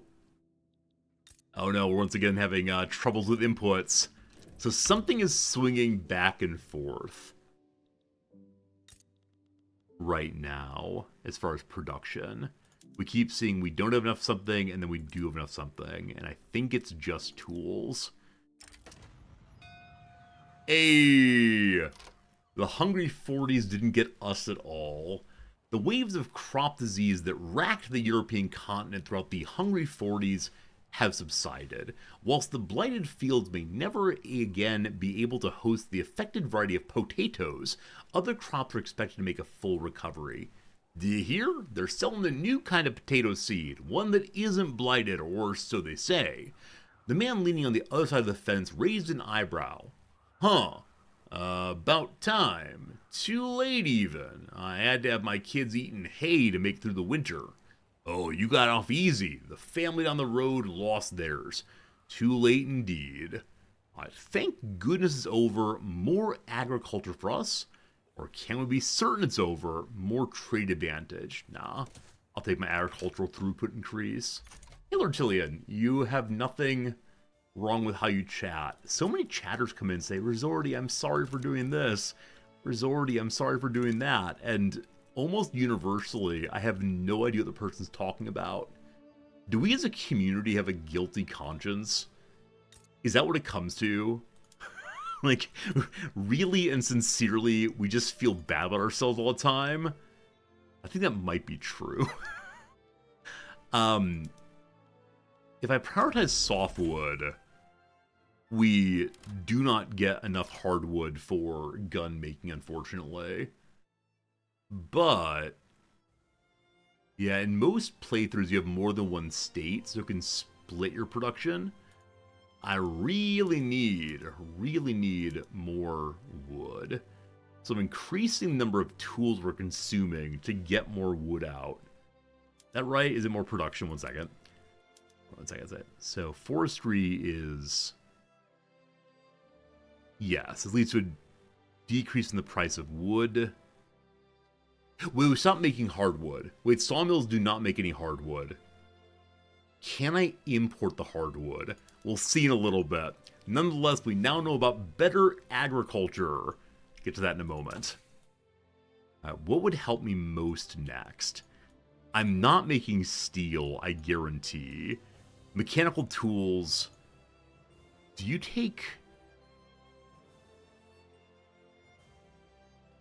produce faster? I can't remember. Steel tools. I definitely don't have steel, unfortunately. Just enough steel, don't have enough wood. This is going to be the challenge the next little bit, is how on earth do I continue if I don't have enough wood? Now, Moldavia to the north have some wood. Oh, I didn't choose something to research, I got distracted. Where's nationalism? It's over here. It requires us to know what right now? Mass communication. Alright. Attention, attention everyone. This is your king saying, you know what? We're in fact a nation. We're not just some people hanging out in a field. That field is a nation. You're not just subjects, you're citizens too. Look at that. Oh boy, dedicated police force has fallen off in a really big way. We were plus 40 for a while. And now it's bad. So, in my attempt to weaken the boyars, I made them even angrier. Well, Prominent members of the PB, outspoken supporters of the dedicated police force, have been exposed in a corruption scandal, having exchanged political favors for personal gifts. I sure do need more success chance. I can rewrite. Lose the bureaucracy. It goes through faster. Not much of a help, but unfortunately. Get investment rights from someone with wood? That's a good point, Fatfish. That's a very good idea.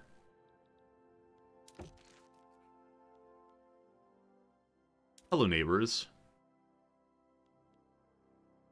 62% chance that Moldavia will give it to me.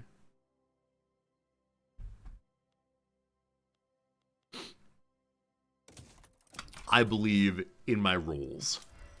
It worked. So I can build wood here also. Now, with that said, I'm actually not sure how it works when you produce things in other people's territory. I think it might just go to their economy, and then you have more control of their economy. I don't think you get the wood yourself, but we've pushed the buttons anyway. Very well. Very well. Alright, the tools are coming. The authority problem, is because the landowners are some angry. Bad boyars, it's called. Who's been a bad boyar? So their current unhappiness is going to fall off gradually. It's just going to take a while. But this law is not going to pass, is it? A bureaucratic imbroglio. It's too hard to get it passed. What do we do? We probably just cancel this thing. Unfortunately, it's not going super well. We are significantly positive on money right now. And that's great. The Ottoman Empire is going up on vassalization, vassalization 2. So, yeah, we get more authority and income transfer from our subjects. They do too. What that means is we'll be sending them 25% more money than previously. So we're sending money to...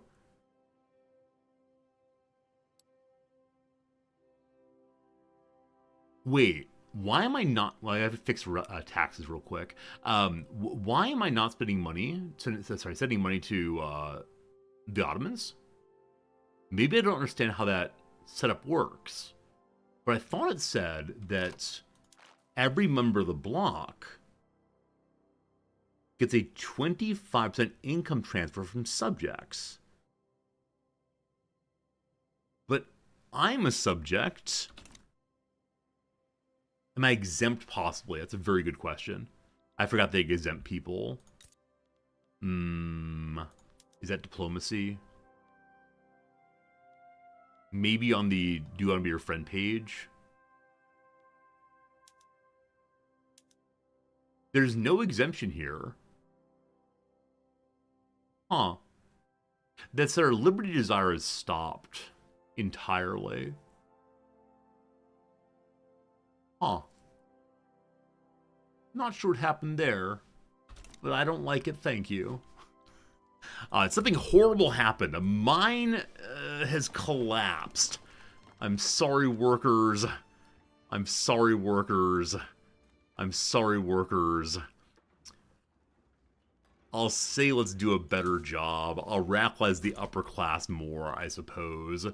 Doesn't feel great, but does feel necessary. We're building into a tool deficit that seems nigh insurmountable.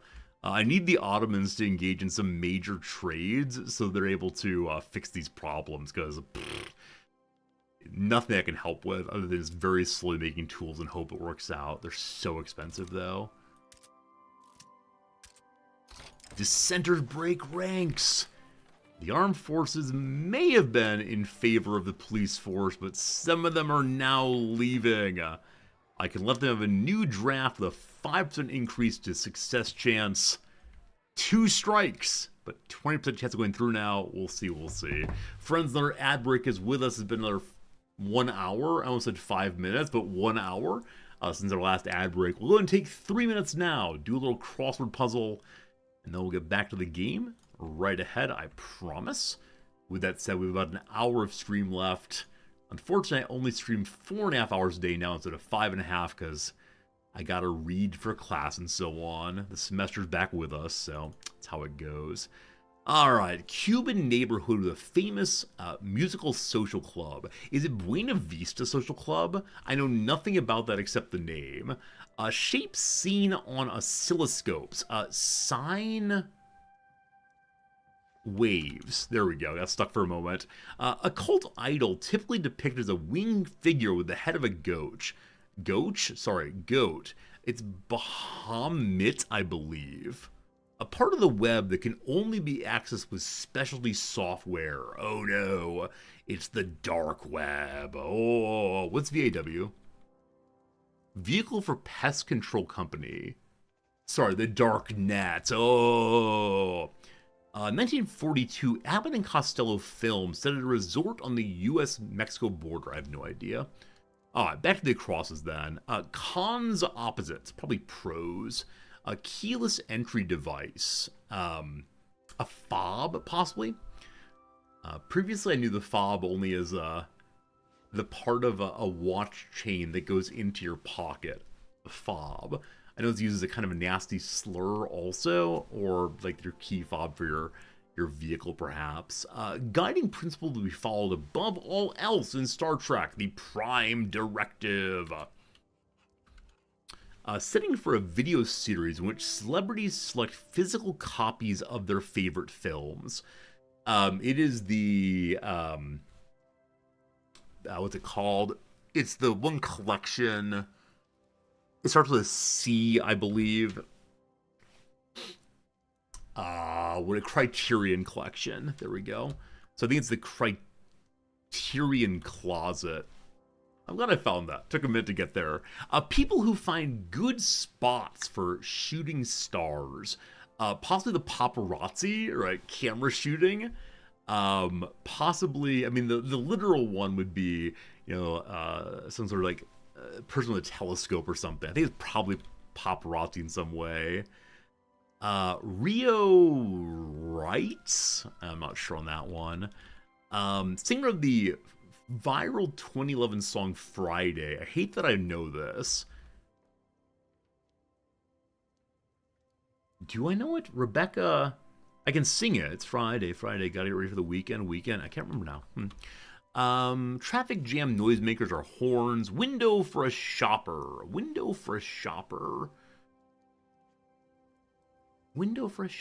Huh, not sure. Fetch the Bolt Cutters artist Fiona Apple. Composition with verse-like quality. Prose poem, Thanks I Hate It. A moon of Saturn named for a daughter of Oceanus. Is Diana the daughter of Oceanus? I actually don't know that one. I don't think so, though. Absolutely trounces, probably clobbers. A person who's tripping and seeing things. I mean, I surely want to be, like, a tourist, because going on a trip and seeing tourist attractions. I love it. Location scouts. So it's not the paparazzi, but instead people who determine where films should be shot. Like, oh, let's use this house for Home Alone. One of many for a multi-tool, its uses. Act blank hunch, act on a hunch. Let's do 3 more and then back to the game. No man that's born of woman shall blank have power upon thee. This is where Macbeth gets his secret fortune that Caesarean section people are coming for you for sure.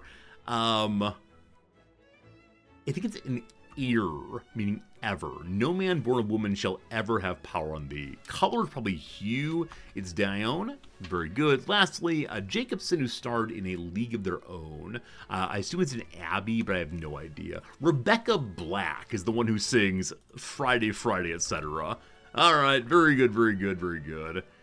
Pause the game there. We'll get back to that one in the future. A fun crossword today. I hope you're enjoying see me work my way through that one as well. For now, though, return to the very slow building, but also the building of possible independence before too long. There was an earlier moment where I could have sent my play about the military out into the world to get more prestige. I was thinking I shouldn't do that, but I believe I could have used the increase in prestige to get a diplomatic relationship with France to get them to support me also. Having Russia and Austria should be enough whenever we pull the trigger, but we need to continue heading the direction of us hating them. It's going very slowly. Very, very slowly. And part of it is just, can we build more things to become our own independent people, or do we need them to keep feeding our economy? Wow, we're having a really bad time with authority right now. Part of it is the boyars. All of it's the boyars, unfortunately, so we're going to need to go ahead and probably stop something. Social mobility I'm going to stop for right now, which feels really awful.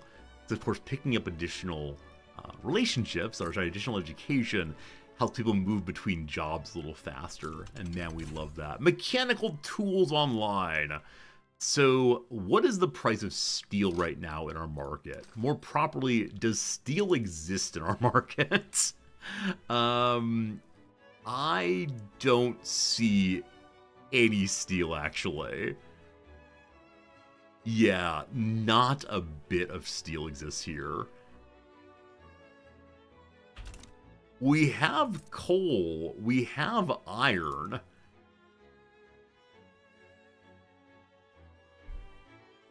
Sure, why not? Why shouldn't we be the first people in the entire empire to make steel? The French started the Grand Coalition of France and Tahiti for right now. How's the empire doing? It's currently ruled by Chancellor Adolf Thiers. Chancellor? I don't think that's a title they used in France, is it? What's going on with your law? Parliamentary Republic. Yeah, I'm not quite sure what they did to get a chancellor. Maybe they always had a chancellor, I'm not sure. How's the US doing? Cyrus Cabot, a slaver, has taken the presidency. He's been changing back and forth. They currently have plenty of slavery going. We do too, though. Discord within the boyars. Hey, the landowners have some people who want to have a dedicated police force. They recognize that they have too much power. We thank you for joining us. We're now 38 to 39. What a wonderful outcome. That also leads to a continued weakening of the boyars. Very slow going. We have to weaken manneralism. We have to weaken legacy slavery also. Those will be our next law changes attempts. An event organized by the peasant movement has become a brawl. Peasant movement is at 31%, so they are agitating actively. Unfortunately, they have no interest group they're being supporting currently. They want us to get rid of land-based taxation. Sure, I'll work on it, but they have no opinions on being a serf, unfortunately. So, do we attempt to stop the brawl in jail or charge the event's organizers? So give them a day off in jail no one cares about because they don't have any interest group with them. So random peasants, spend time in prison, just chill, my friends, just chill. Okay, if we're actually positive 2,000 on money, it may be time to go ahead and build another construction facility. That'll bring us down to nigh 0 again. But building faster is good. Man, more than a year for a steel mill. Alright, here we go, team. It is time for another construction facility. And we have a decent store of gold right now, so even if we go negative for a while, we'll be okay. As before, unfortunately, this is going to raise the price of wood and fabric. Oh, I researched intensive agriculture, I did absolutely nothing with it. Let me go look into that right quick. So, currently, we're not getting much fertilizer. If we go to, what is it? Increase wool gathering, we get we get more fertilizer. But we eat more grain, that's fine. Okay, and so with that, fertilizer and fabric are both very cheap right now, which is good for construction. Fertilizing being cheaper allows us to maintain or increase soil enriching farming, which increases the price of fertilizer quite a bit. We'll fix that in a moment. We might need more livestock ranches. We can have up to 58 of them. Wow! Also, a successful stall in the police force, unfortunately. It's down to 23 again. Alright, so more livestock ranches will allow us to get more fertilizer so we can cheapen our wheat. It's possible I shouldn't do that quite yet. Let's go and go back to simple farming until we're able to fully support the movement there. Fantastic, though. We're still not using sulfur for anything. Making a dye factory could be a good idea. As of now, it kind of just sits there idly until I use sulfur for something. Harvest conditions are going around optimal sunlight in Hamburg. I'm sorry, Hamburg is part of the Ottoman Empire?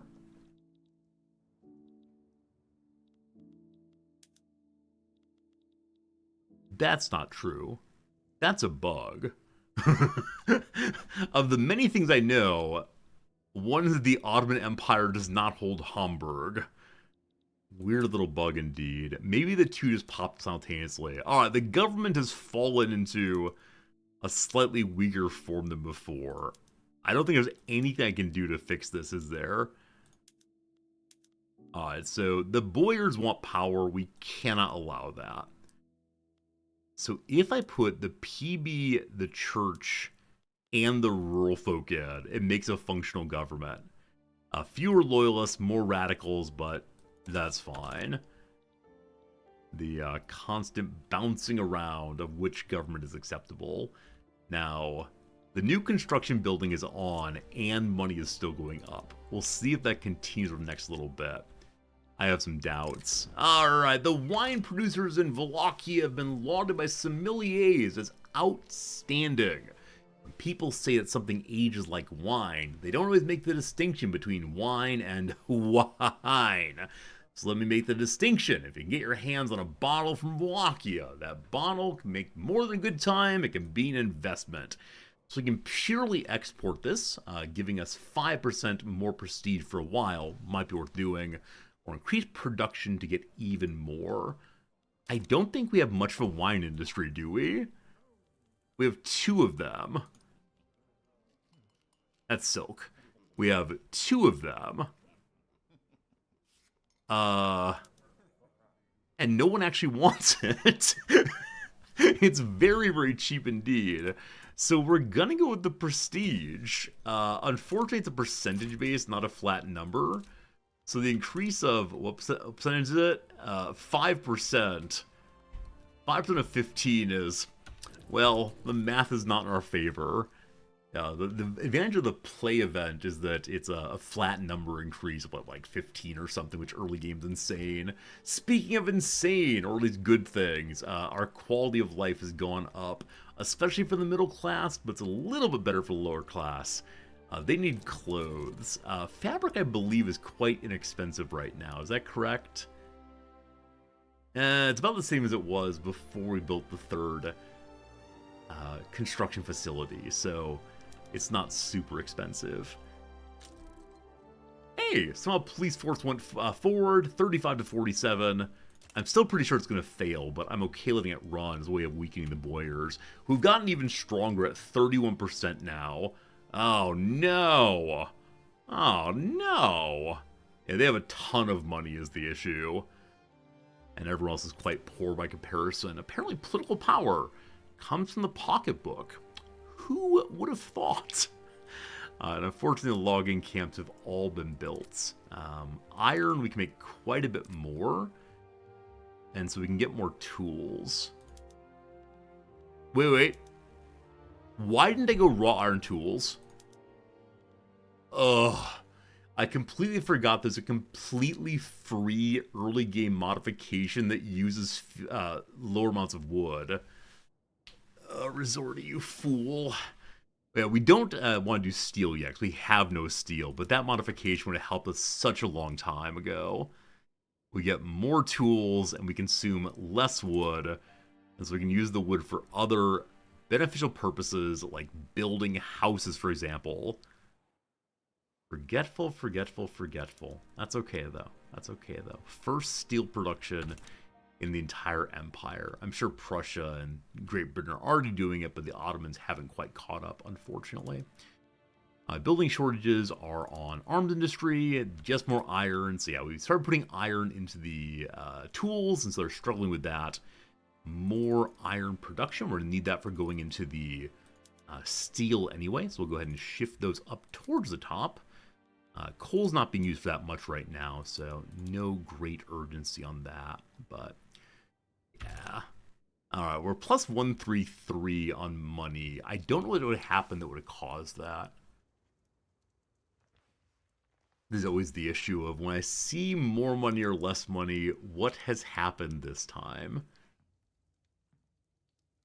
We haven't lowered the military's wages at all. We've actually been at normal taxation all the way through so far. So, optimal sunlight is in the Blue Nile area. Is the Blue Nile just the Nile? I don't know that. I don't know the phrase Blue Nile at all. I know Blue Danube, and I know the Nile, perhaps the two of them together. You think I should build more construction? But at positive 1.3, I believe that building even one more will make us go negative. I mean, that's gonna be fine. Hey, Angel, how's it going? What's the goal for the run? Yeah, Angel, my goal is to become Bulgaria first. Second, become independent. Third, there's an achievement for becoming stronger than Prussia.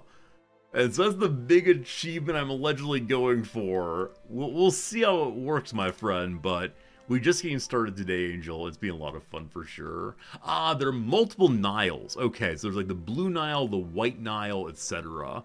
I think I've heard that before. I think I've heard of that. There's multiply colored Niles. Now, are they named those colors simply for distinguishing purposes, or are they actually different colors? They appear to be. Did I release Wallachia? I am Wallachia, actually, Angel. No worries, I'm glad you're here.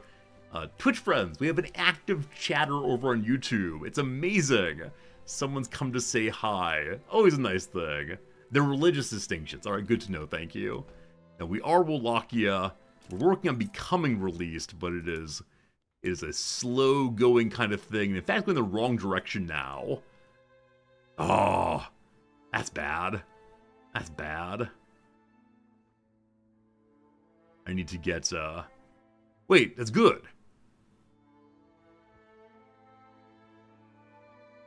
Have they changed the direction on this?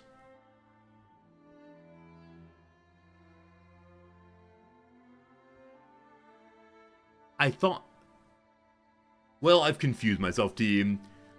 I've been going left, and I've wanted to be going right. Anyway, we're going the right direction now.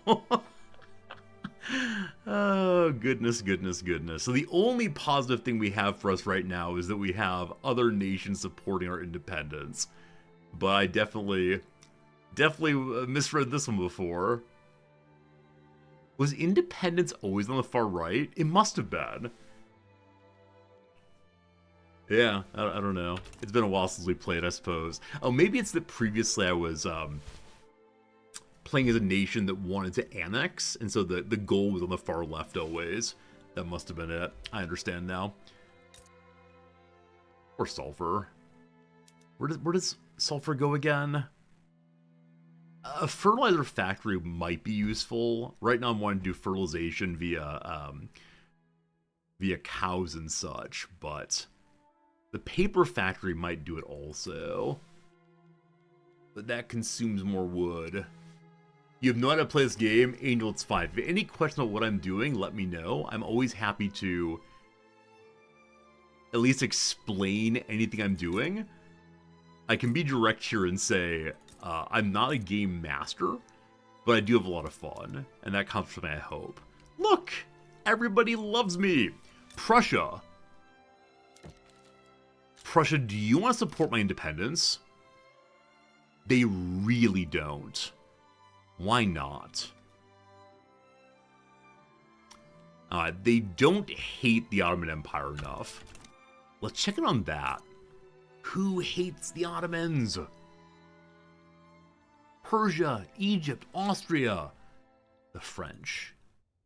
Yeah, we still have no relationship with France, unfortunately. So I think we have the major powers on our side, and I don't think I can engage with Bavaria, can I? Nah. Yeah, I mean, Serbia has something approaching independence. All right, Serbia is pro-independence. You know what? I'll support your independence also. And I don't know. How's your economy, man? They really don't want to give me any money. Mutually assured independence. I probably couldn't get an obligation out of them, but no, I'm happy to just have more and more nations who are ready to break off simultaneously. Hopefully we are the major power among them that manages to unite them all. If someone else does, I'll be kind of bummed. Luckily, Austria is staying to itself right now. I wonder how long they'll be protective. Mass communication online. We're back over 100 authority. Fantastic. But most importantly, is we can now go for nationalism. We're not going to do this yet, I don't think. But nationalism allows us to unlock the unify our various principalities, make them all one. Mihail Sturza. Let's find that. Serbia! Yeah, all these principalities deserve to be one if possible. Mass communication online won't come for 150 years. All right, look here, you. It's mass communication via the newspaper, but it is now functional, let's say, online. How dare you? How dare you? However, the glorious thing is we have a steel mill. We have no one who knows how to use this thing. The couple furnace, is that the word? C-U-P-E-L-F-U-R, etc.? Couple furnace, I believe. Chugga, chugga, chugga, chugga, maybe someday. And we're hoping to export this first. Now, speaking of exports, do I actually need a trade center building? Is that a thing when you're landlocked and part of an empire? They're doing things. Okay. They need boats. So I guess the Merchant Marine are being produced elsewhere in the empire, and we're importing them to here. Cool. Cool. They're not at trade capacity yet, so I don't need to build anything more. But something to keep an eye on. Because Merchant Marine are only made at ports, and we can't build a port. No matter how important it'd be to make some. Alright, everything in this tier is completed. If we're going to battle, it might be worth trying to hurry along on improvement to our military. One issue, of course, that we don't have a tremendous amount of active battalions. We need some of those pretty soon. Absolute Turnip, good seeing you, my friend. How's it going? Alright. By popular demand, literally popular, not the landowners, but most of us, we now have a dedicated police force. So they're loyal to the law, loyal to the state, not loyal to the boyars who are becoming weaker and weaker. Fantastic. Alright. Alright. We can potentially end the serfdom now. It is time to think through this one. So tenant farmers make the landowners 25% stronger, where manorialism is 35.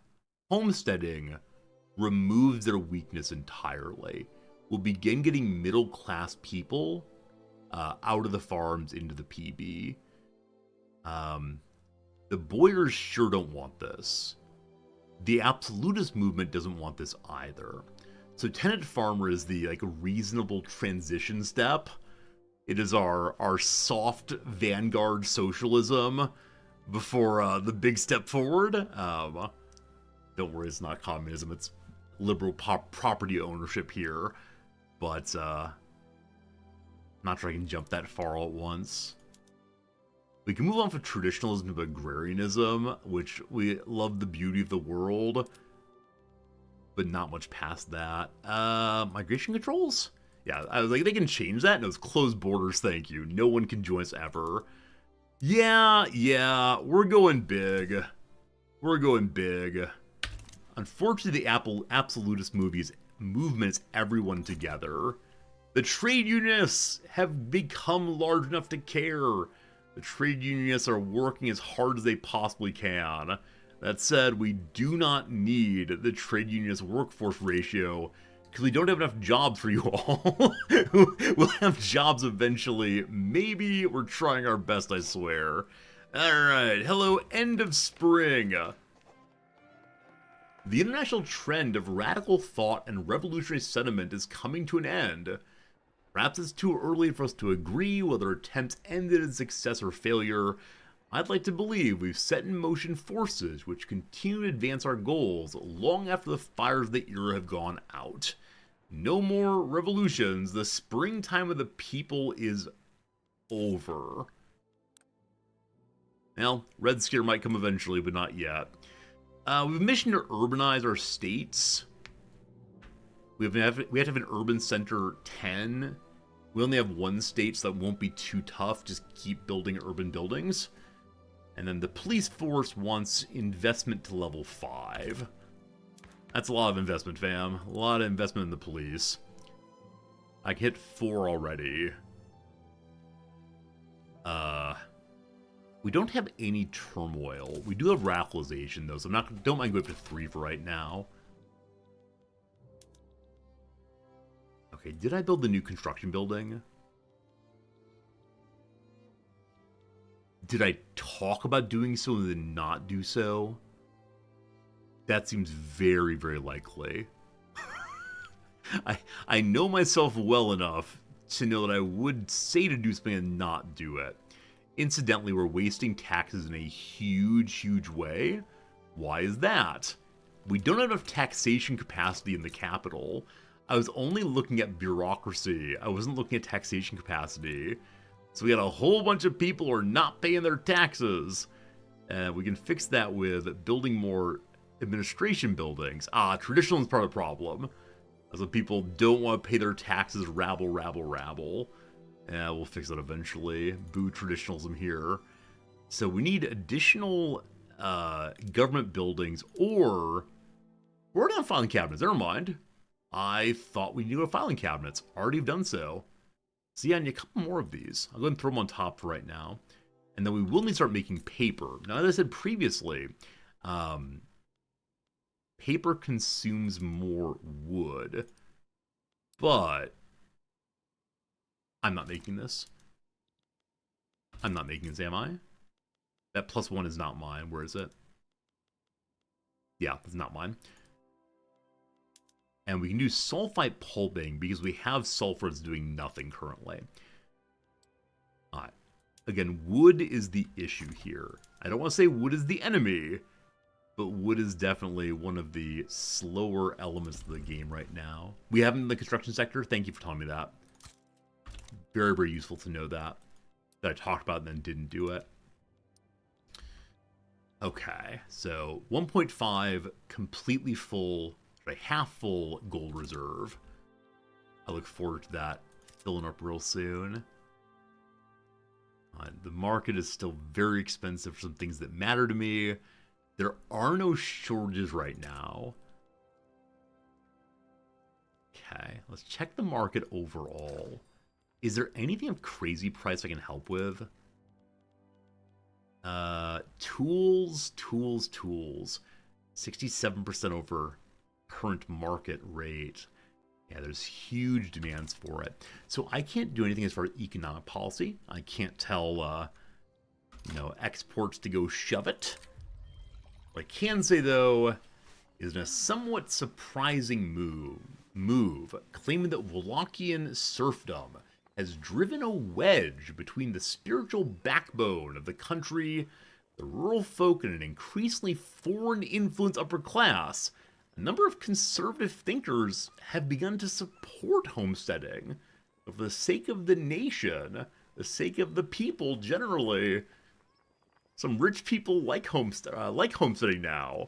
Our nation in its current state is made up of two social groups that have very little in common.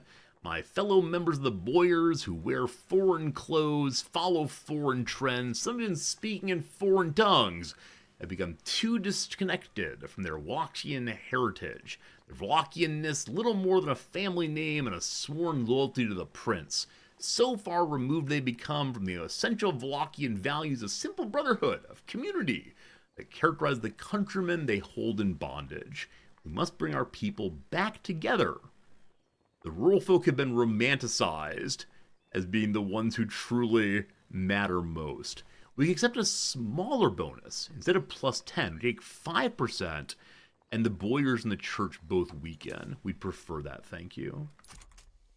Thank you. I just realized that when we declare independence, we will not be able to import any guns at all. We'll have to do it all for ourselves. Now, I haven't made any more armies since the game started, so our demand is not especially strong. I'm going to go ahead and subsidize this building until they get enough workforce to push the steel out. And with steel coming out now, we want to change to making steel tools. And hopefully that works in the next little bit here. We just have to get the machine actually working. I may need to switch back for a bit. We'll see. The subsidization should give them workers, but one never knows with these things. Steel Millie turn it online. Oh, it's trying. Chugga, chugga, chugga. Higher again. Real soon. All right, 500 now. Yeah, I believe we need 30 in total. Serbia has broken my declaration with them. That was the declaration of mutual support for independence. Unfortunately, it looks like Serbia is rushing into annexation. I don't know what happened that changed that. What is your current policy towards your political betters? Where's that? They want to integrate. Alright, so Serbia is not on Team Resorti anymore, which is very unfortunate because someone sure does need a little bit more support. Alright. With new construction, we're down a very small amount of money. That's okay, as long as we don't burn through our entire gold reserve before it's fixed. Our authority's back up again, because the boyars have been disempowered somewhat. And so with that, we're only losing 10% of our authority, not 20%. So because of that, I can turn back on social mobility and emergency relief. Wait, really? Are people starving? Oh, 1% of the population is indeed starving. That's unfortunate. That's very unfortunate. Well, we'll get to you soon enough. With 100 we have, we could go ahead and try to tax something on the rich again. Opium will give us 200 money for 100 spend. Alright, so now the cost of the new construction building has gotten a little bit excessive. Excessive there. We'll need to really lower the price of fabric and wood both. And get those taxes in. Working on the tax problem, I promise. Okay, number one. Prominent supporters of the liberal movement have approached the government with a desire to see their agenda go through. They're merely petitioning to see if they can debate their ideas publicly. You may debate. Liberals get stronger. I think that's fine. I'm not planning to be a fascist, authoritarian military state. Not yet, at least. Locally, though, Raw Good Industries in Wallachia are reporting a spike in good production at the iron mine. Awesome! So all of the mines now work a little better and a little faster, and that's absolutely grand. Okay, so in a moment here we're going to have tenant farmers. We can then potentially modify our system of taxation. A bookkeeper in government administration employed by the Wallachian Austrian Association, we need this relationship, is under investigation for bribery. The committee leading the investigation gather to consider facts collected. They argue over the scandal. I understand that the Wallachian Austrian Association benefits from a close relationship to the lawmakers of Wallachia, but these lobbyists cannot be authorized to pledge any amount of money to ensure successes. So we're +1 on this relationship right now. Just a little bit, just a little happiness. We could say they're responsible for it. The state gains 5 legitimacy and we go to neutral appeasement. Or they made a slight mistake. The bureaucrats get happier. The PB get more approval of me. What's my current legitimacy? We're fine. +5 doesn't help at all right now. But yeah, someone must have mistyped that thing. I'm a monster. Okay. The Ottoman have decided they hate me. Their attitude is now domineering. They want to make a subject out of us. We're already a subject. So what the Ottomans want to do is to have us become a proper puppet. Because they hate me, we're becoming more and more and more desirous of independence. That's how it goes. How it goes. Circassia here is fully independent. I can ask them if they want to support my independence. They're a different religion, and we actually don't touch them in any meaningful way, so no.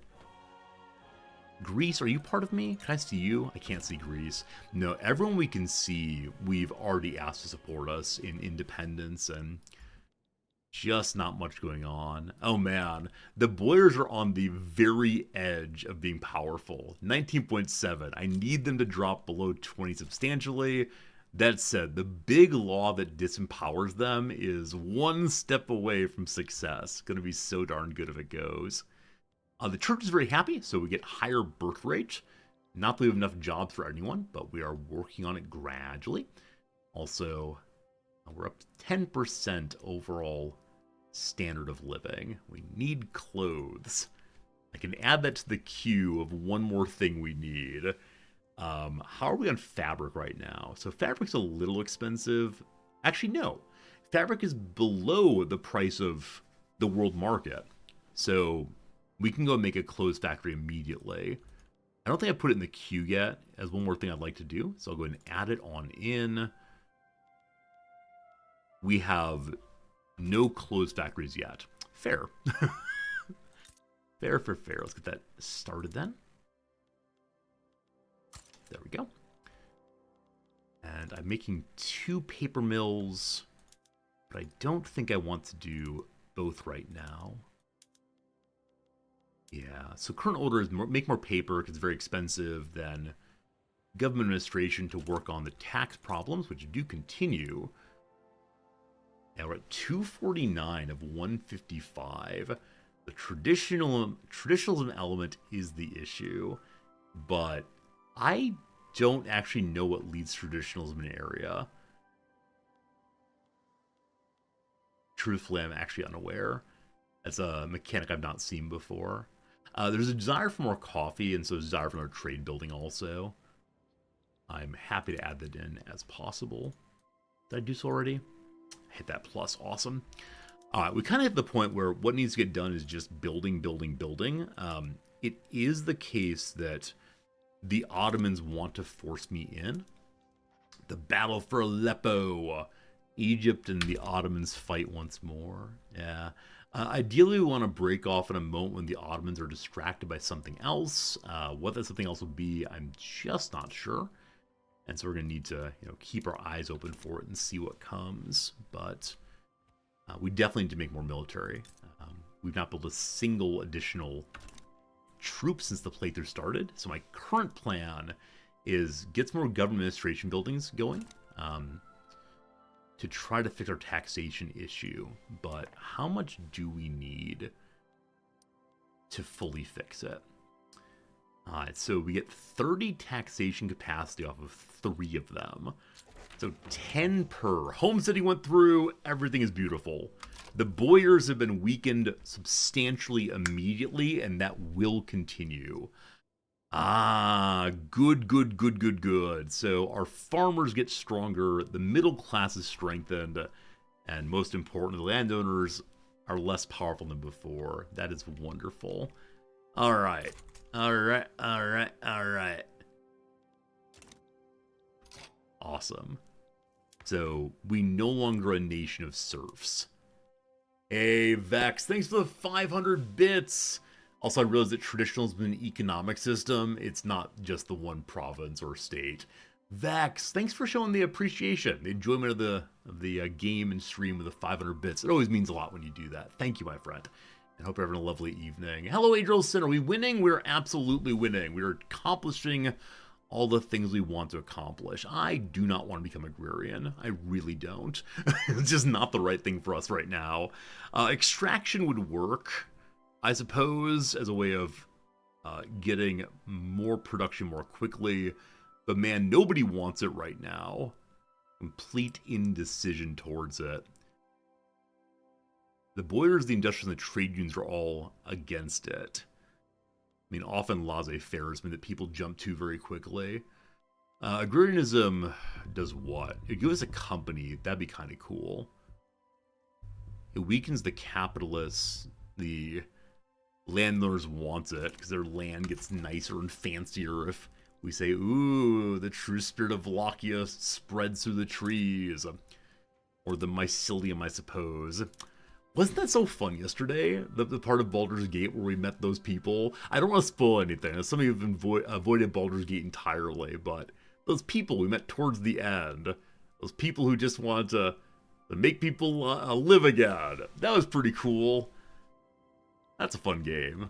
Thank you again for whatever person recommended that I play Baldur's Gate 3. So good, so good. I promise I will not play it off stream, but that'll be an every single day battle. 0 days since I've thought about playing Baldur's Gate 3 off stream. Alright, paper mills. Awesome! And then 7 weeks of government administration. So we've lowered the price of paper for the state. Of course, random. Not gonna spoil anything. It's all fine. How do I tell Ram's over? Yeah, it was a quick thing. No problem, no problem. Yeah, I don't like spoiling things. I don't like spoiling games especially. Some of the best experiences I've had in games is by going into them blind, so-called. Probably many of you recommended it. I expect so. I expect so. Here, I will message random. Done spoiling smiley face. God. Okay, so we began making paper with our sulfur mine functioning. I think the sulfur mine is just turning on right now, so we don't need to panic over that quite yet. Random, I actually ended up spoiling nothing. I mean, kind of a sideways reference, but nothing immediately concerning. But yeah, never wanna spoil things for folks. Feels bad, man, to do so. So as the sulfur mine comes online, we don't need to worry at all about our paper problems. Fantastic. Steel mills are still struggling along because we don't have enough iron right now. Our iron mines are 100% functional. We just need more of them. Do I have 7 of them in queue? Do I have a whole bunch of iron mines coming? Ooh, I do. I'm going to go and kick one of them, 2 of them to the top. Because the steel is so essential to our... Oh, there are already some of them towards the top. Missed that entirely. Sorry. What was I saying, though? Yeah, there's steel is so essential to our tool making, and tool making is essential to basically everything else we do right now. I think we're kind of swinging, what's the phrase? swinging it out of our league right now, or swinging at pitchers we shouldn't hit. I have no idea. Whichever way, we're doing very well. I'm very happy about that. The Orthodox Church sure would like us to stop prostitution. They require us to detain women of negotiable virtue, lock them into hospitals because they all have venereal disease. Enact the Diseases Act. If we do this, standard of living for the lower strata goes down. They no longer make as much money, but the church likes it. Or we hate the laws. The church loses 1 point. Yeah, we want people to support themselves in any way they can, because at least they pay taxes. Yeah, right. If it's a black market, then taxes don't happen as much. That said, as many of you might know, the American IRS, our taxation body, would like you to report all of your income, even if it's illegal, and they will not pass along this information to help prosecute you. So sure, you're the world's biggest drug dealer and you live in the US. Just report the income. It doesn't matter where it comes from, and pay your taxes. As many of you know, what took down Al Capone? It was not corruption, it was not murder, it was not paying his taxes. Once again, we're positive on authority. This keeps happening. This keeps happening.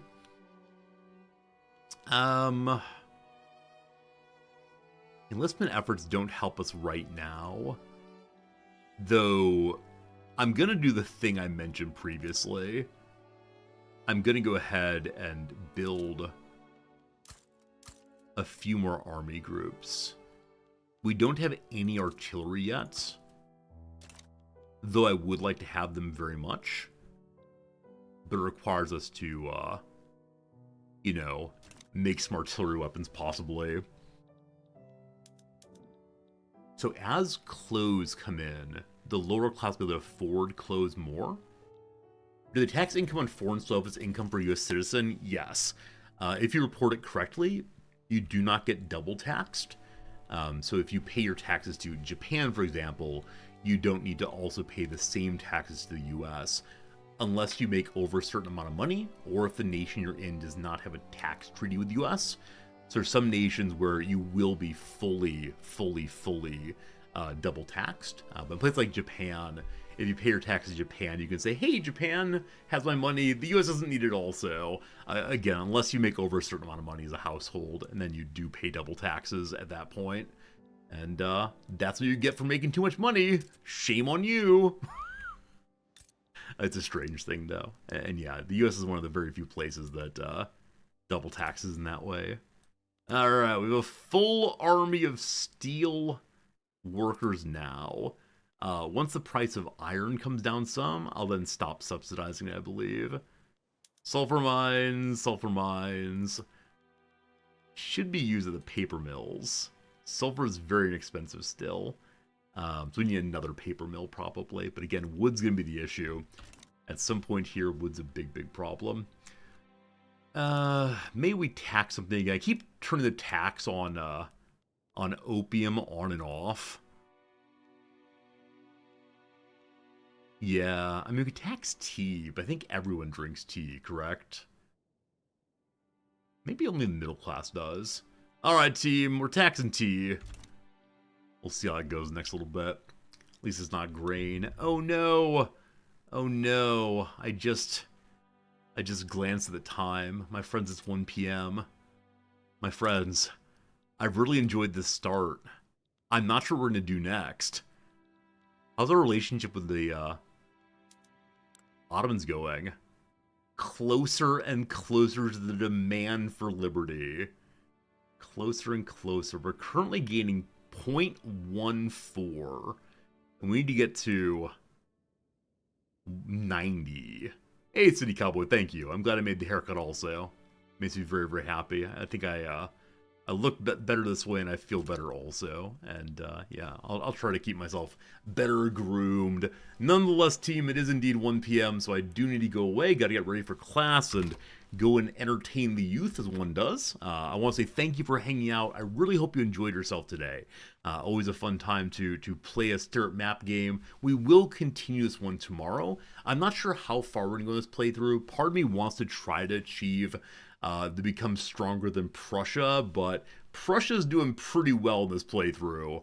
So I might have to go dismantle them directly, and that seems like a bit of a challenge. So tomorrow I intend to work towards independence. Again, Austria and Russia will have to help us with that, but we'll see how it goes. For now, I want to say thank you. I appreciate you. If you enjoyed yourself, consider following. If you really enjoyed yourself, consider subscribing. Up to you, but I do appreciate all support, financial and otherwise. We'll see you tomorrow with more video games. Goodbye, my friends.